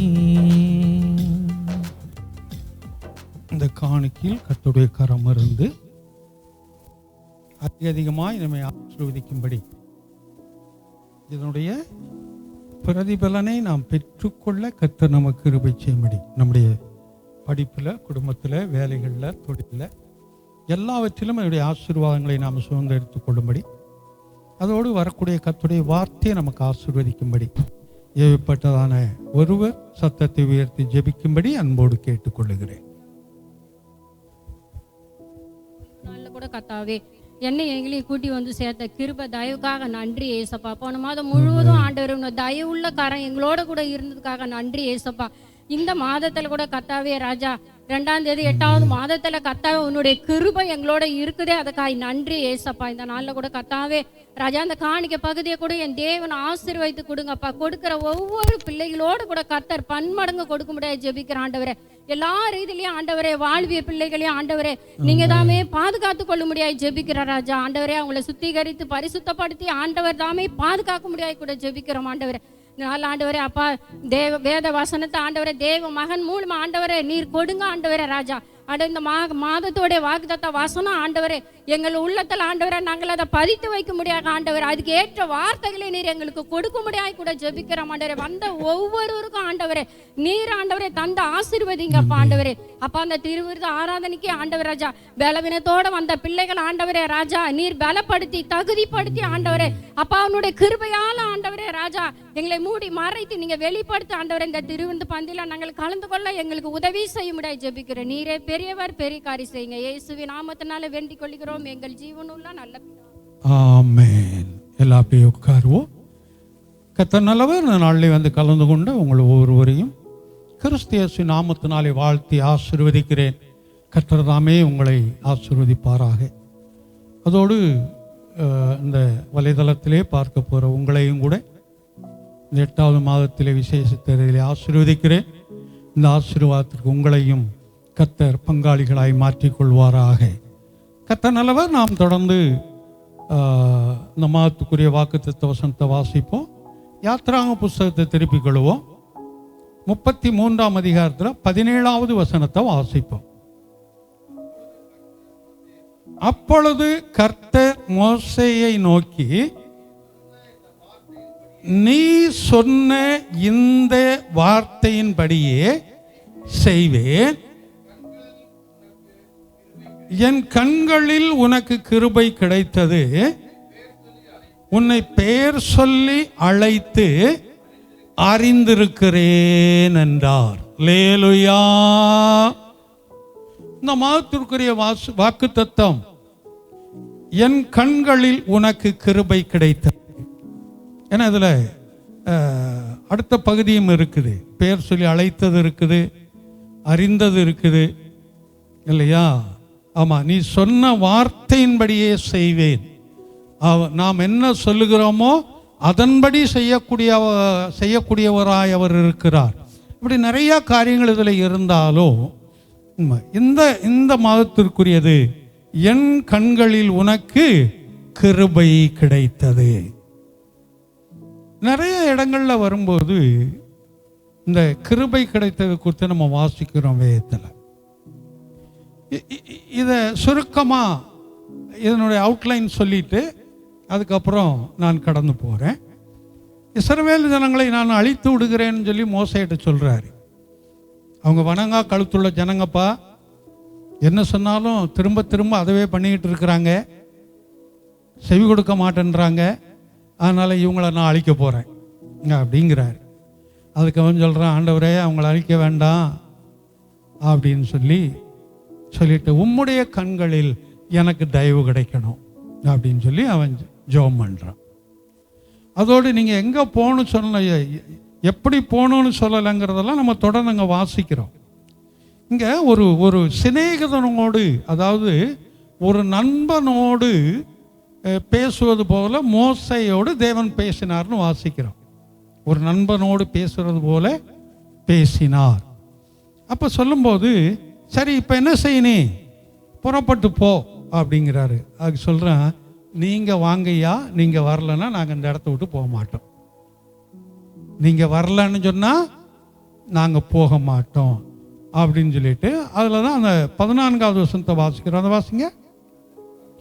அதற்கு அவர், என் சமூகம் உமக்கு முன்பாக செல்லும். இதை நம்ம பாடலில் பாடணும். அதை 2வது பாடல்னு நினைக்கிறேன்.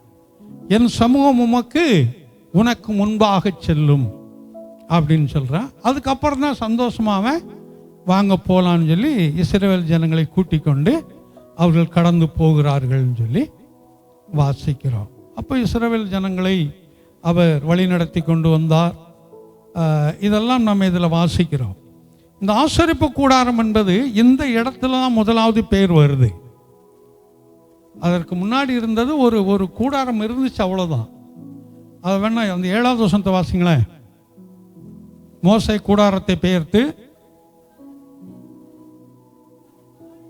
அதை பாளையத்துக்கு புறம்பே தூரத்திலே போட்டு, அவன் இருந்த இடத்துல வைக்கல, அதுக்கு தூரத்தில் கொண்டு போய் வைத்தான் அந்த கூடாரத்தை. அதற்கு ஆசரிப்பு கூடாரம் என்று பெயரிட்டான் அப்படின்னு சொல்லி வாசிக்கிறோம்.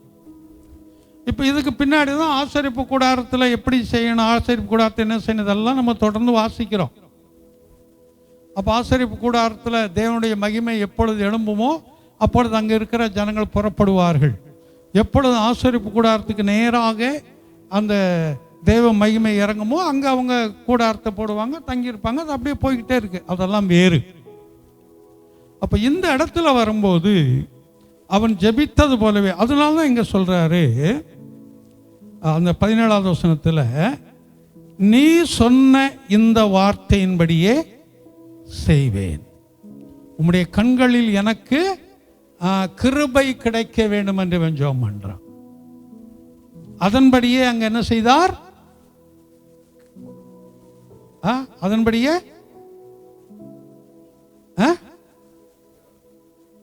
அதன்படியே என்ன அமைதியா இருக்கிறீங்க எல்லாம்? இருக்கிறது தானே கேட்கிறேன். கிருபை கிடைக்க பண்ணல, கண்களில் கிருபை கிடைக்கும்படியாய் பண்ணினார். கிருபை கிடைப்பதற்கும் கண்களில் கிருபை கிடைப்பதற்கும் வித்தியாசம் உண்டு. இந்த சம்பவம் சம்பந்தப்பட்டு இங்க கண்களில் கிருபை கிடைத்தன்னு நிறைய வாசிக்கிறோம். கண்களில் கிருபை கிடைத்தன்னு வேறு ஒரு சில இடத்துல தான் வாசிக்கிறோம். நோவாவுக்கோ கண்களுடைய கண்களிலே கிருபை கிடை, இப்படி ஒரு சில இடத்துல மட்டும்தான் வாசிக்கிறோம். எல்லா இடத்துலையும் அப்படி வாசிக்கல. ஆனா கிருபை இருக்குன்னு வாசிக்கிறோம். ஆனா குறிப்பிட்ட ரீதியில இந்த இடத்துல வரும்போது அவருடைய கண்களிலே கிருபை கிடைத்தது. கிருபை கிடைத்ததுக்கும் அவருடைய கண்களில் கிருபை கிடைத்ததுக்கும் என்ன வித்தியாசம்? கிருபைனா நமக்கு தெரியும். கிருபைனா என்னம்மா மடி? கிருபைனா என்ன? எத்தனை தடவை பார்த்துருக்குறோம். கிருபைனா என்னப்பா? அதெல்லாம் கேட்கற இப்ப கேட்கணும். இப்ப நாங்க கவுந்துக்குருவோம். கிருபை என்றால் என்ன?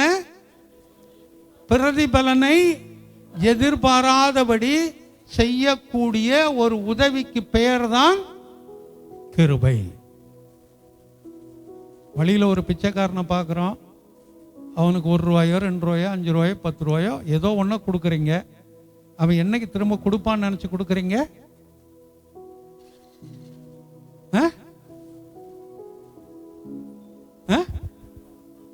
பாப்பமானே தெரியாது, அது வராது. அது தெரிந்துதான் நாங்க கொடுக்கிறோம்.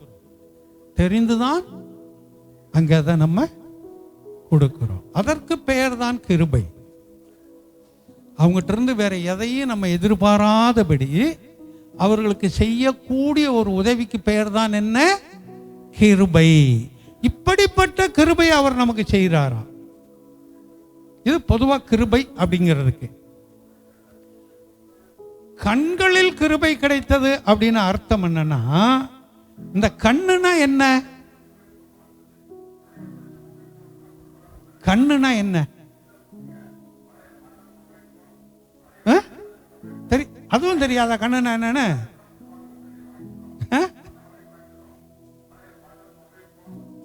என்ன இப்படி எல்லாம் கேட்டா நாங்க எப்படி சொல்ல முடியும்? இதெல்லாம் சாதாரணமா இது நம்ம சரீரத்தில் இருக்கிறது தானே கேட்கிறேன், விசேஷமா ஒன்றும் கேட்கல. இல்ல பார்வைக்கு முக்கியமா இருக்கக்கூடியது சரீரத்தின் விளக்கு கண்ணாய் இருக்கிறது. சரீரத்தின் விளக்கு ஒரு சாரத்துக்கு போடுப்பா. சரீரத்தின் விளக்கு கண்ணாய் இருக்கிறது. அப்போ இந்த சரீரம் வெளிச்சமா இருக்கணும்னு சொன்னா அங்க என்ன தேவை? கண் இருக்கணும், வெளிச்சமா இருக்கணும். அதைத்தான் நம்ம வாசிக்கிறோம். அப்போ இந்த கண் மிகவும் முக்கியமான ஒரு உறுப்பு சரீரத்தில். மற்றவர்களுக்கு ஏதோ ஒன்றை செய்ய வேண்டும், அது நல்லதோ கெட்டதோங்கிறதெல்லாம் நான் சொல்ல வரல. மற்றவர்களுக்கு ஏதோ ஒன்றை செய்யணும்னு சொன்னால், அதை பார்த்து செய்யணும்னு சொன்னால் அதுக்கு என்ன தேவை? கண் இல்லாதவங்க செய்கிறாங்களேலாம் கேட்கக்கூடாது. அது அவர்கள் இயல்பில் அவங்களுக்கு உருவானது. கர்த்தர் அதற்குரிய ஒரு ஞானத்தை அவர்களுக்கென்று கொடுக்கிறார். பார்வையற்றவர்களுக்கு நம்மை காட்டிலும் சிறந்த ஞானங்களும் அறிவும் அவர்களுக்கு உண்டு. அவர்கள் அதை செய்வார்கள். நாங்கள் அந்த ஒரு 50-60 வருஷத்துக்கு முன்னாடின்னு வைங்களேன், இருந்த இடத்துல ஒரு பார்வையற்ற ஒருவர் இருந்தார். ஒரு மெழுகுதிரி நிறையா செய்வார், கொஞ்சம் வயதானவர். அவர் ரோட்டில் அப்படியே நடந்தோடனே சின்ன சின்ன ரோடுகள் அப்படியே சில நேரம் கேட்டால், நீங்கள் இப்போ ரைட் சைடு போனீங்கன்னா என்ன செய்வீங்க அப்படின்னு கேட்டால், ஒன்றும் செய்ய மாட்டேன். வண்டி ஏதாவது சத்தம் வர்ற மாதிரி தெரிஞ்சுன்னா அப்படியே நான் யூட்டர்ன் போட்ட மாதிரி திரும்பி நின்றுக்குருவேன் அப்படின்னாரு. அப்படி நின்றுக்கிட்டா என்ன ஆகும்?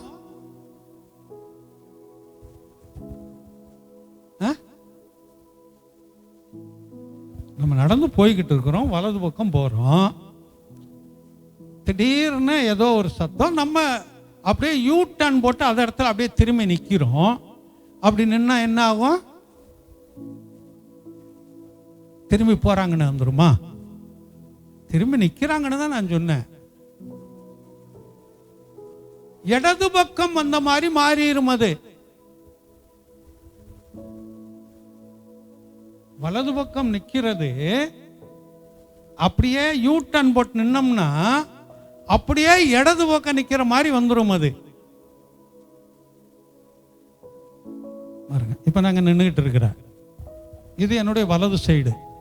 வலது பக்கம் போகும்போது எந்த விபத்துகள் வந்தாலும் அதுக்கு பொறுப்பு நான் தான், வேறு யாரும் அல்ல. வலது பக்கம் போகும்போது எந்த விபத்துகள் வந்தாலும் அது யாரை சார்ந்தது? போகக்கூடிய என்னை சார்ந்தது, வேற யாரை சார்ந்ததும் அல்ல. இதை இப்படியே நான் இப்படி திரும்பி நின்றுட்டேன்னு வைங்க. இப்ப நான் எந்த பக்கம் வந்துட்டேன்? இடது பக்கம் வந்துட்டேன். எனக்கு ஏதாவது விபத்துகள் நடக்கும் என்றால் அதை யாரை சார்ந்தது?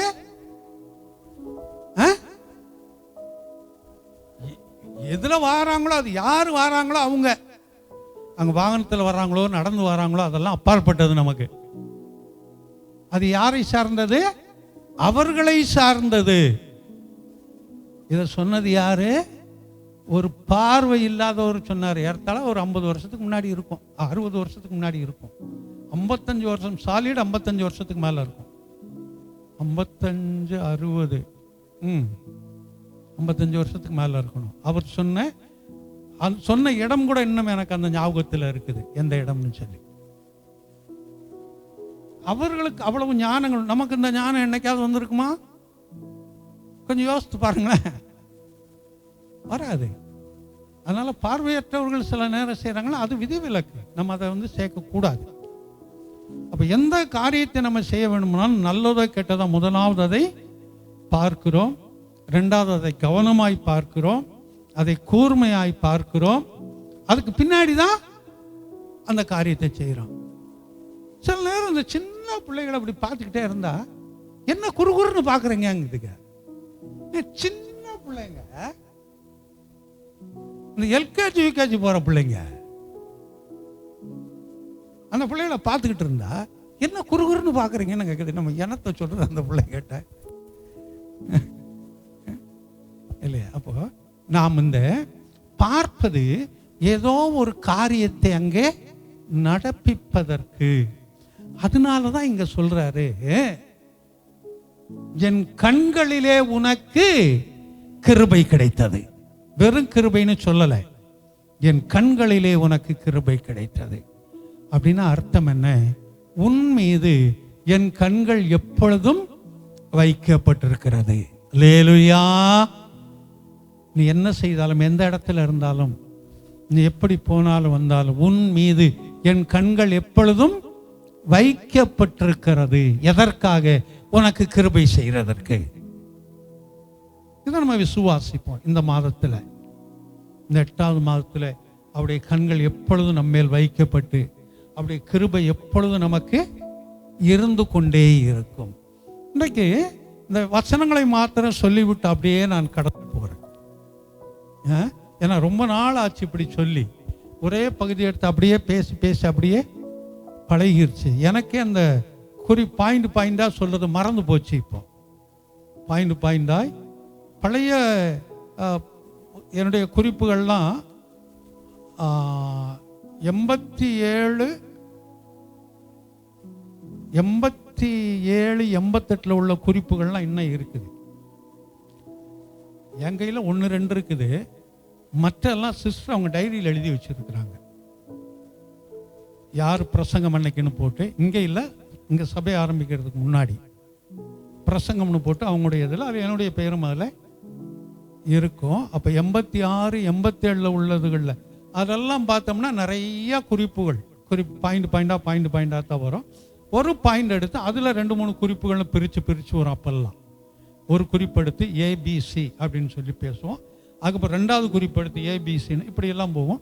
இன்னைக்கு அப்படி பேசுறது இல்லை, அது அப்படியே டோட்டலாக போயிடுது. இன்னைக்கு அதனால் கொஞ்சம் அதை மாற்றுறேன்.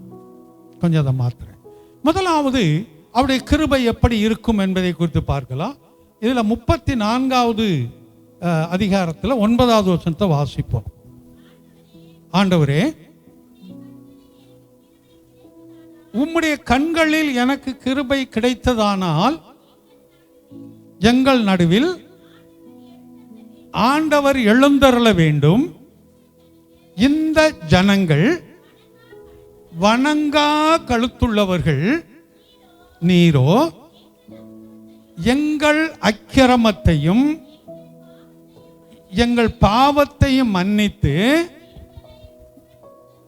உம்முடைய சுதந்திரமாக ஏற்றுக்கொள்ளும். அல்லேலூயா. அப்படி கிருபை வரும்போது என்ன நடக்கிறது? அக்கிரமத்தை மன்னிக்கிறார், பாவத்தை மன்னிக்கிறார். அவர் சுதந்திரம் என்று அவருக்கு சொந்தமாக ஏற்றுக்கொள்ளுகிறார். அக்கிரமம் என்றால் என்னன்னு பார்த்துருக்கிறோம். அக்கிரமம்னா என்ன? கிரமத்திற்கு மிஞ்சினதெல்லாம் அக்கிரமம். கிரமம் என்றால் என்ன? ஒரு ஒழுங்கு. எல்லா காரியத்திலும் தவறு செய்கிறவங்க கூட ஒரு ஒழுங்குக்கு உட்பட்டு தான் செய்வான். கொலை செய்கிறவங்க கூட அவன் தடயத்தெல்லாம் விட்டு வர மாட்டான். அது எப்படி கொலை செய்யணுமோ அப்படித்தான் செய்வான், இல்லையா?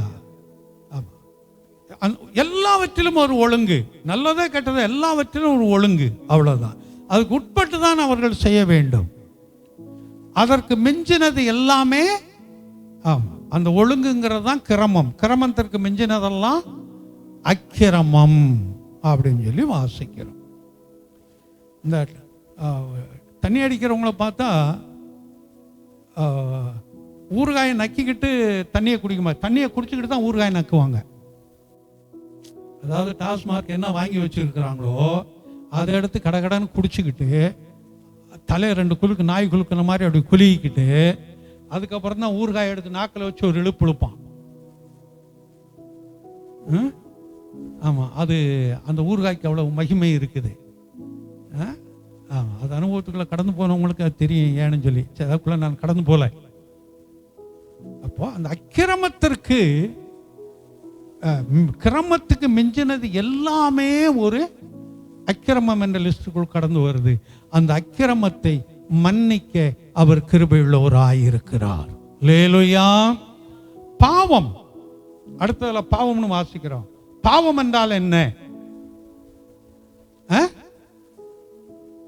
மற்றொரு கண்களுக்கு மறைவாய் செய்கிற ஒரு சில காரியங்கள் தவிர, அந்தரங்க காரியங்கள் ஒரு சில காரியங்கள் தவிர, ஒரு சில அந்தரங்க காரியங்கள் தவிர மற்ற எல்லாமே பாவம். உதாரணத்துக்கு குடும்பத்தில் 4 பேர் உட்கார்ந்துக்கிட்டு இருக்கிறோம், செல்போன் வைப்ரேட்டில் வருது, இல்லைன்னா அது ஃபோன் அடிக்குது, எடுத்துட்டு குடுக்குன்னு வெளியே ஓடுனா அது ஆணோ பெண்ணோ இல்லை வாலிபனோ வாலிப பிள்ளைகளோ யாருன்னெலாம் நான் குறிப்பிடலை, யாருன்னெலாம் குறிப்பிடலை. ஃபோன் அடிக்குது, அதை எடுத்துட்டு குடுக்குன்னு வெளியே ஓடனா, மாடிக்கு ஓடனா அர்த்தம் என்ன? என்னமா அர்த்தம் அதுக்கு? அடி வெளியே போறது இல்லை, போறீங்களா இல்லையாங்கிறதான் கேள்வி. போகாத வரைக்கும் சந்தோஷம். போன் வந்துச்சுன்னா எங்க வச்சு பேசுறீங்க? ஆமா, நீங்க என்னப்பா செய்றீங்க? வண்டி எடுத்துட்டு போயிடுவீங்க. இங்க இருந்தா கூட சத்தம் கேட்டுரும், வண்டி எடுத்துட்டு போயிட்டா யாருக்கும் சத்தம் கேட்காது. அப்ப அதுக்கு அர்த்தம் என்ன?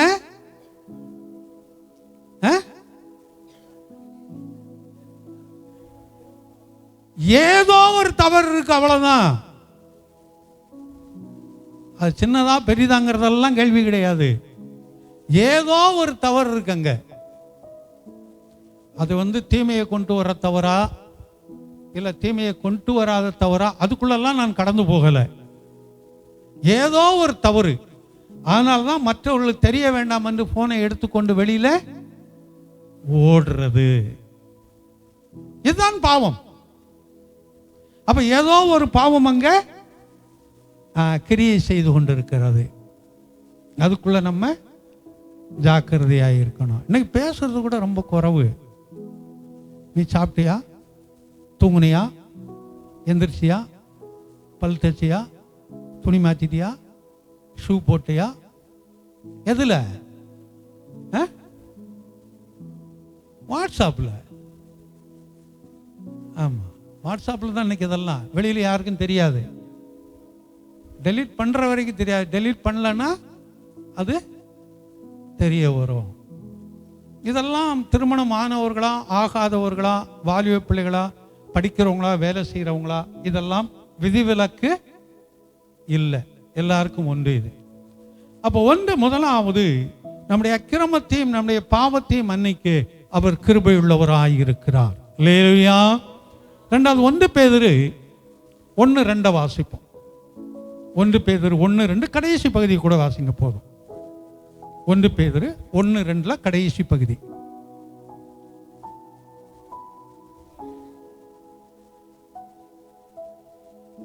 இருக்கா பைபிள்ல?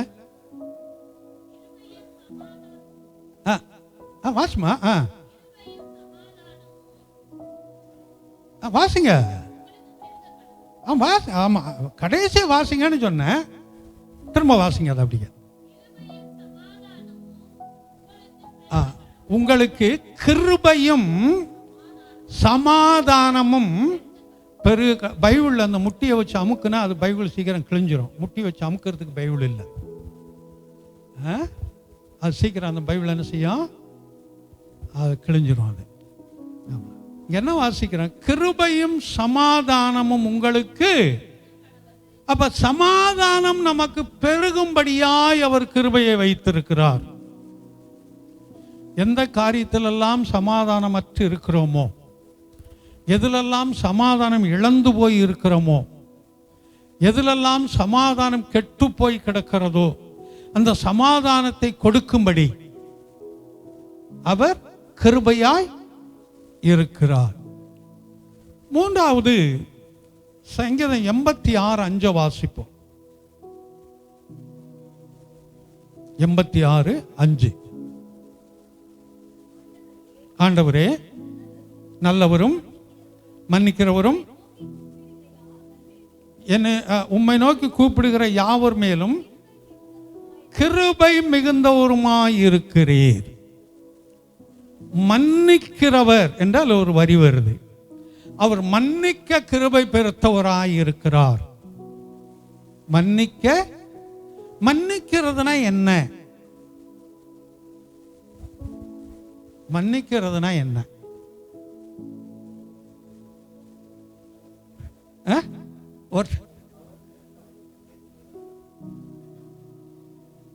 நினைக்காம, அதுதான் முக்கியம்.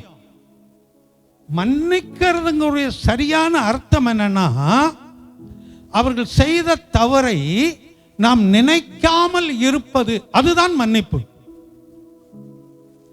ஆனா சொல்லுவோம், நான் மன்னிச்சிட்டேன், ஆனாலும் என்னால் அதை மறக்க முடியல.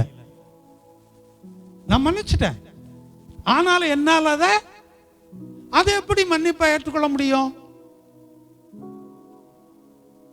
அதனால்தான் அங்க வேதத்தில் வரும்போது உங்கள் பாவங்களை நான் நினையாதிருப்பேன் அப்படின்னு சொல்லி இருக்கிறார். உங்களுடைய அக்கிரமங்களை நான் நினையாதிருப்பேன்னு சொல்லி இருக்கிறார். அப்ப மன்னிப்பு என்றால் சுருக்கமாய் அதை மறப்பது.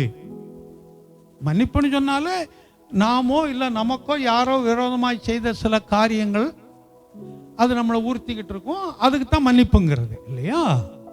அது நம்மகிட்ட சிலர் வரலாம், இல்லை நம்ம போகலாம் சிலர்கிட்ட, அது வேறு. அதை மறப்பது, அதற்கு பெயர் தான் என்ன? மன்னிப்பு. ஆனால் இது கடினமான காரியம், இது அவ்வளவு லேசான காரியம் இல்லை. ஆமாம், நான் உட்பட பொதுவாய் நான் சொல்லுகிறேன், இது கடினமான ஒரு காரியம். ஆனால் கடந்து வரும்போது கர்த்தர் அதை நமக்கு ஆசீர்வதிக்கிறார். அல்லேலூயா. அப்போ முதலாவது எதுல கிருபை? அக்கிரமத்திலும் பாவத்திலும் இருந்து நமக்கு கிருபையை கொடுக்கிறார். இரண்டாவது சமாதானத்தை கொடுக்கும்படி கிருபையாய் இருக்கிறார். மூன்றாவதாக மன்னிக்க கிருபையுள்ளவராய் இருக்கிறார். அடுத்ததாக ஏசாயா 54:10. ஏசாயா 54:10. மலைகள் விலகினாலும் பர்வதங்கள் நிலை பெயர்ந்தாலும் என் கிருபை உன்னை விட்டு விலகாமலும் என் சமாதானத்தின் உடன்படிக்கை நிலை பெயராமலும் இருக்கும் என்று உன்மேல் மனதூறுகிற கர்த்தர் சொல்லுகிறார். இதுல மலைகள் விலகினாலும் பர்வதங்கள் நிலை பெயர்ந்தாலும் என் கிருபை உன்னை விட்டு விலகாமல் இருக்கும். சில நேரம் சொல்றேன், அதை தாங்க இந்த தங்க மலை போல நம்பி இருந்தேன், கடைசி நேரத்தில் காலை வாரி விட்டுருச்சுங்க. சாதாரண நம்ம இதெல்லாம் சொல்லக்கூடிய வார்த்தை. இந்த வேலையை தாங்க நான் நம்பி இருந்தேன், இதை நம்பி நான் வேற இதோ வச்சிருந்தேங்க, இந்த வேலை கை கொடுக்கலங்க, கவுத்தி விட்டுருச்சு. இவங்களை தாங்க நான் நம்பி இருந்தேன். ஆனா கடைசியில் போகும்போது என்ன செஞ்சிட்டாங்க? கையை விரிச்சு விட்டாங்க. எந்த காரியம் இல்லை, அவங்கவுங்க அதை எதனா ஃபுல் பண்ணிக்கணும், அவ்வளோதான். நமக்கு இதெல்லாம் தெரியும், அவங்கவுங்க ஃபுல் பண்ணிக்கணும். அப்போ எதையெல்லாம் நாம் மலை போல நம்பி இருக்கிறோமோ அதெல்லாம் நம்மை விட்டு போனாலும் அவருடைய கிருபை நம்மோடு இருக்கும். அல்லேலூயா. எதையெல்லாம் நாம் நம்பி இருக்கிறோமோ அதெல்லாம் நம்மை விட்டு விலகினாலும் அவருடைய கிருபை நம்மோடு கூட இருக்கும். ஆமா, நம்பினது எல்லாமே நம்மை விட்டு போயிடலாம், ஆனா அவர் நம்மை விட்டு போக மாட்டாரு. அவருடைய கிருபை நம்மோடு இருந்து கொண்டே இருக்கும். அல்லேலூயா. எஸ்தர் 5:8 வாசிப்போம். எஸ்தர் 5:8.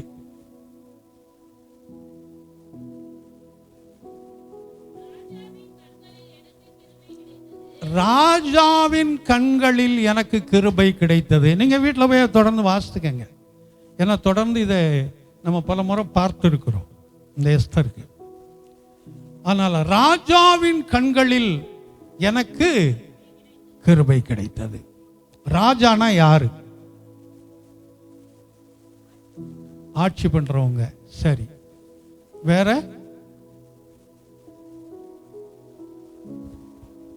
வேற என்ன சொல்ல முடியும்?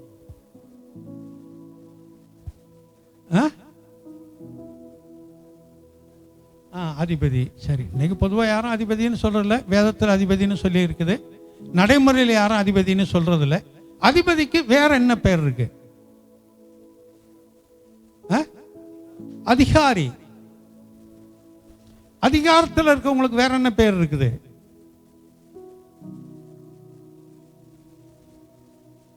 தெரியாது. அதெல்லாம் அதிகாரத்தில் இருக்கிறவங்களுக்கு வேற என்ன பேர் இருக்குது?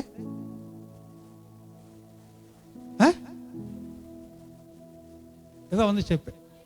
தலைவர். தலைவராம்ல, தலைவர் தான் தலைவர். தலைவருக்கு இன்னும் ஒன்று சொல்ல, நமக்கு மேற்பட்டவர்கள். நல்லா புரிந்து கொள்ளணும். நமக்கு மேற்பட்டவர்கள். அது எதில் இருந்தாலும் சரி, கல்லூரியில் ஆகட்டும், ஸ்கூலில் ஆகட்டும், வேலை ஸ்தலங்களில் ஆகட்டும், வீட்டு வேலை செய்கிறதுல இருக்கட்டும், இல்லை நம்ம தொழில் செய்கிறதுகளில் இருக்கட்டும், அலுவலகம் போகக்கூடியதாக இருக்கட்டும், எதில் இருந்தாலும் நமக்கு மேற்பட்டவர்கள் நமக்கு அதிகாரி. அதான் ரோட்டில் போகிறவங்கலாம் இல்லை, நமக்கு ஏதோ ஒரு விதத்தில் வேலை தொழில் கொடுக்கக்கூடியவர்கள் அதிகாரிகள். அவர்கள் தான் ராஜா. ராஜானா நாட்டை ஆளக்கூடியவன். இப்படி பல பிரிவுகளுக்குள்ள அது கடந்து வரும்.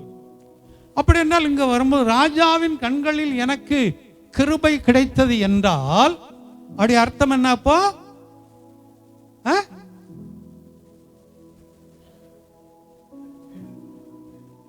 நான் எந்த இடத்துல இருக்கிறேனோ எனக்கு மேல இருக்கிறவங்க கண்களில் எனக்கு தயவு கிடைக்கும், அவ்வளவுதான்.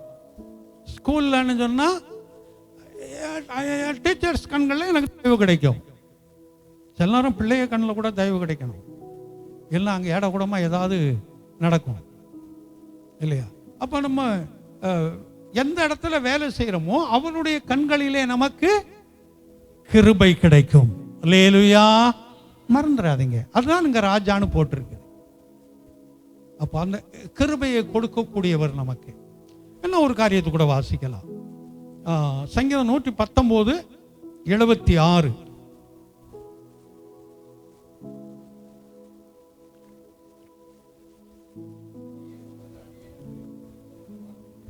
நீர் உமது அடியேனுக்கு கொடுத்த உமது வார்த்தையின்படி உம்முடைய கிருபை என்னை தேற்றுகிறது. தேற்றுவதாக. அப்படியே கிருபை நம்மளை என்ன செய்யுமா? தேற்றுறதுனா என்ன?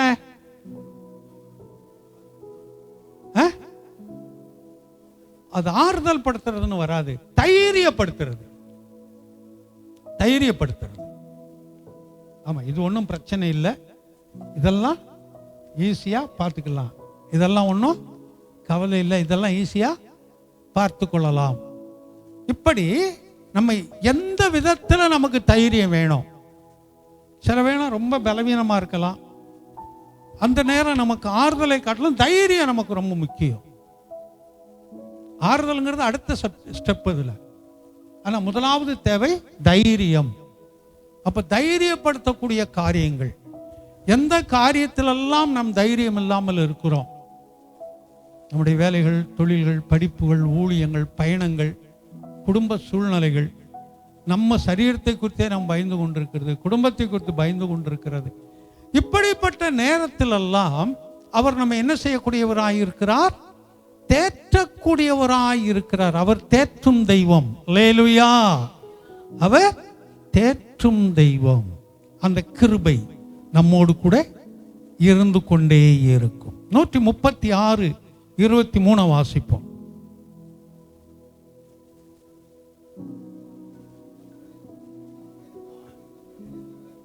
நம்முடைய தாழ்வில் நம்மை நினைத்தவரை துதியுங்கள், அவர் கிருபை என்றும் உள்ளது.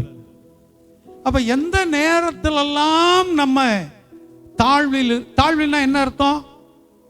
இப்போ நான் கொஞ்சம் மேட்டில் இருக்கிறேன், நீங்கள் கொஞ்சம் பள்ளத்தில் இருக்கிறீங்க, தான் தாழ்வா இல்லையா? மேலே பின்னாடி உட்காந்துருக்கோங்க, சேரில் உட்காந்துருக்கீங்க, கீழே உட்காந்துருக்கிறீங்க, இது தாழ்வா? இல்லை, இது இயல்பு. ஏதோ சில காரியங்களில் நாம் என்ன செய்யறது, ஒரு வீழ்ச்சியை கண்டு கொள்வது. நல்லா படித்து கொண்டிருக்கிற பிள்ளைகள், ஆமாம் 80 மார்க் வாங்குகிற பிள்ளைகள் திடீர்னு அது 60 மார்க் வாங்கும், இல்லைன்னா 10 மார்க் வாங்கும். என்ன இப்படி வாங்கின, எப்படி வாங்குறிய அப்படின்னு சொல்லி ஒரு கேள்வி உருவாகும். ஒரு கேள்வி. வேலையில் இது இவ்வளோ வருமானம் ஒரு யோசிச்சுக்கிட்டு இருப்போம், திடீர்னு அது அப்படியே டவுன் ஆகும்.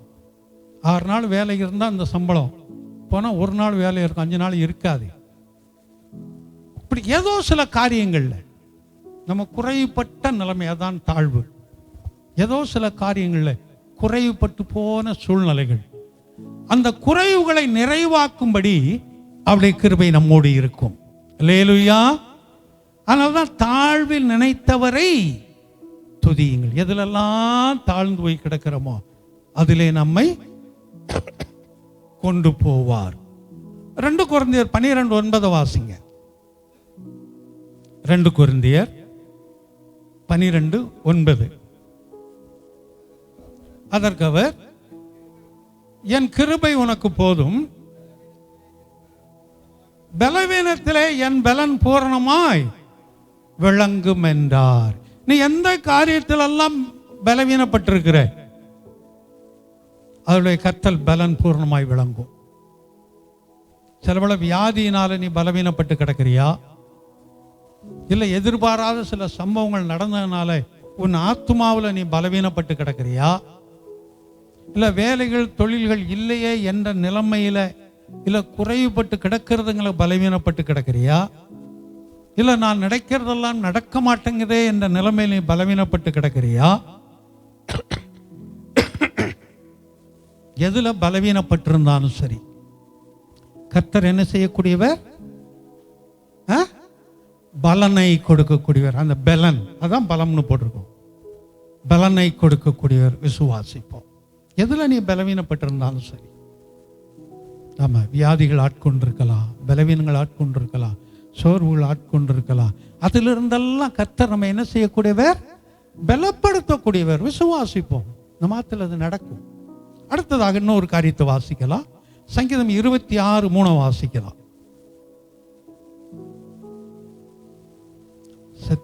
26:3 சங்கீதம். உம்முடைய கிருபை என் கண்களுக்கு முன்பாக இருக்கிறது, உம்முடைய சத்தியத்திலே நடந்து கொள்ளுகிறேன். அல்லேலூயா. அப்படி சத்தியத்திலே நடந்து கொள்ளும்படியாய் அவர் கிருபையாய் இருக்கிறார். சத்தியம் என்றால் என்ன? வேதவசனம் எங்க வாசிக்கிறோம்? இப்ப சமீபத்தில் அதை சொன்ன நினைக்கிறேன். ஓணாமார் தலையாட்டினா பத்தாது, இல்லை ஓணாமார்னா எனக்கு இந்த புக்கில் போட்டிருக்கு அதனால ஓணான்னு சொல்லிட்டேன், வேற ஒன்றும் இல்லை. அது ஞாபகத்தில் வைத்துக் கொள்ளணும். 17:17 யோவான், அது வேணா வாசிங்க. 17:17 யோவான்.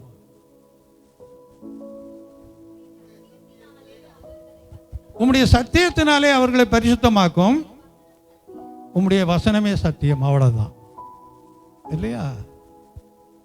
அப்போ இங்க வரும்போது நம்ம என்ன வாசித்தோம்? சத்தியத்தில் நடக்க வேணும், வசனத்தின்படி நடக்க அவர் நமக்கு கிருபையாய் இருப்பார். அல்லேலூயா. எத்தனை காரியம் பார்த்திருக்கிறோம்?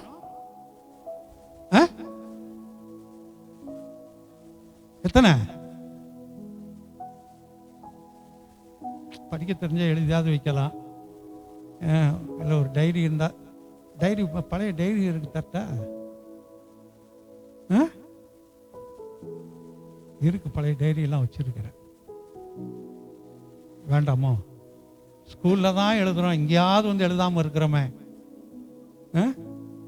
காலேஜில் தான் காலேஜில் நாமெல்லாம் எழுதுறது கிடையாது, இவங்க ஒன்று எழுதுவாங்க, நம்மெல்லாம் எப்பவும் எழுத மாட்டோம். என்ன எத்தனை காரியம் பார்த்துருக்கிறோம்? 9 காரியம் பார்த்துருக்கிறோம். ஆமாம், முதலாவது என்ன பார்த்தோம்? பார்த்தே வாசிங்க, ஏன்னா முழு ஞாபகத்தில் வைத்துக் கொள்ள முடியாதுன்னு எனக்கு தெரியும். அக்கிரமத்தையும் பாவத்தையும் மன்னிக்கும்படியாய் இந்த மாதத்திலே அவருடைய கிருபை நம்மை இருக்கும். எப்படி இருக்கும்? அவருடைய கண்களை கொண்டு இருக்கும். அது ரொம்ப முக்கியம். ஆமா, என் கண்களில் உனக்கு கிருபை கிடைத்தது. அவருடைய பார்வை நம்மை இருந்து கொண்டே இருக்கும். இது ஒன்று. இரண்டாவது, சமாதானம். எதுலெல்லாம் நீ சமாதானம் இல்லாமல் இருக்கிற, ஆமா, சமாதானத்தை இந்த மாதத்தில் நிச்சயமாய் உனக்கு கொடுப்பார். மூன்றாவது, மன்னிக்க அவர் தயவு பெருத்தவர். ஆமா, ஏன்னா நம்முடைய தேவன் நாம் அறிந்தும் அறியாமல் செய்யக்கூடிய அந்த தவறுகளை எல்லாம் மன்னிக்க அவர் போதுமானவராய் இருக்கிறார். ஆமா, எல்லாம் யோக்கியமானவர் நல்லவர்கள் சொல்ல முடியாது. ஏதோ ஒரு விதத்திலே நாம் குறைவுபட்டவர்கள். ஆனால் அதெல்லாம் மன்னிக்க அவர் போதுமானவராய் இருக்கிறார். அல்லேலூயா. ஆமா, அடுத்தது நான்காவது, நம்ம எதெல்லாம் நம்பினோமோ இல்லை யாரையெல்லாம் நம்பினோமோ அதெல்லாம் ஏமாற்றி இருக்கும். ஆனால் அவருடைய கிருபை நம்மோடு கூட இருந்து கொண்டே இருக்கும். இது 4.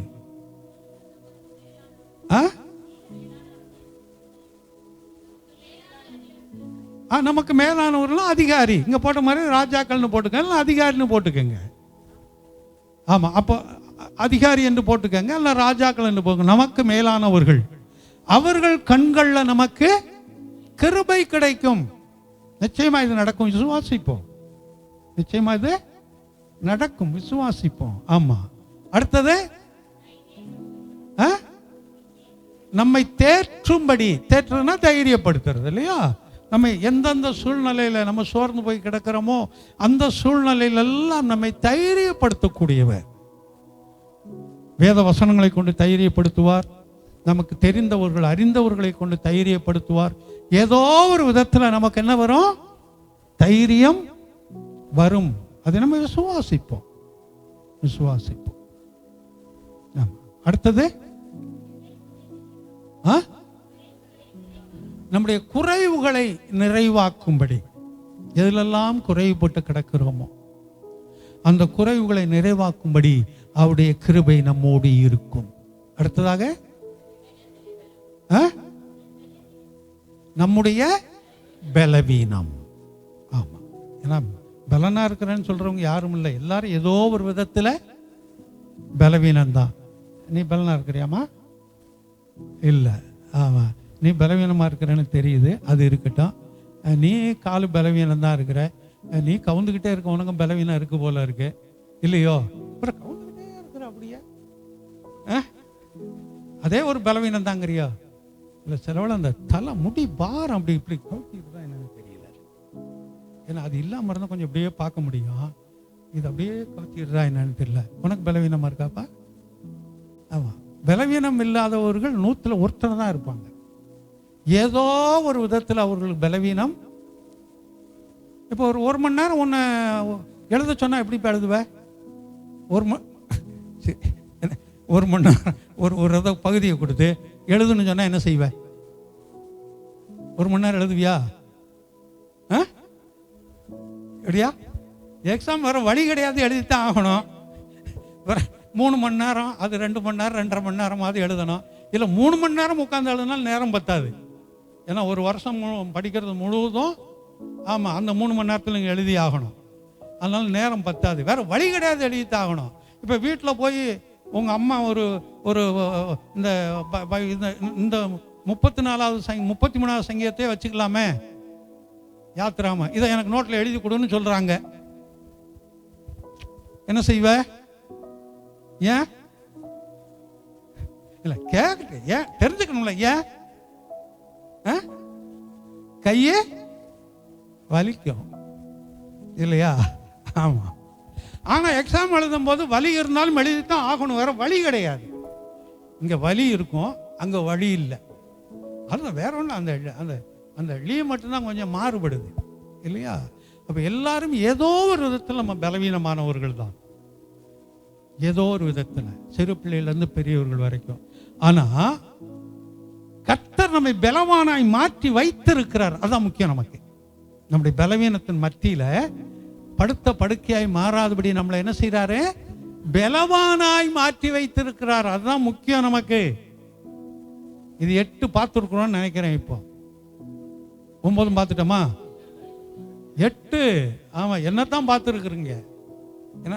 என்னத்தான் பார்த்துருக்குறீங்க? ஏன்னா நான் தானே 8. என்ன என்ன இப்படி கண்ணா சொல்லிக்கிற? நான் தாமா 8. இல்லை, ஆமா 9 என்னன்னு வாசிப்போம்.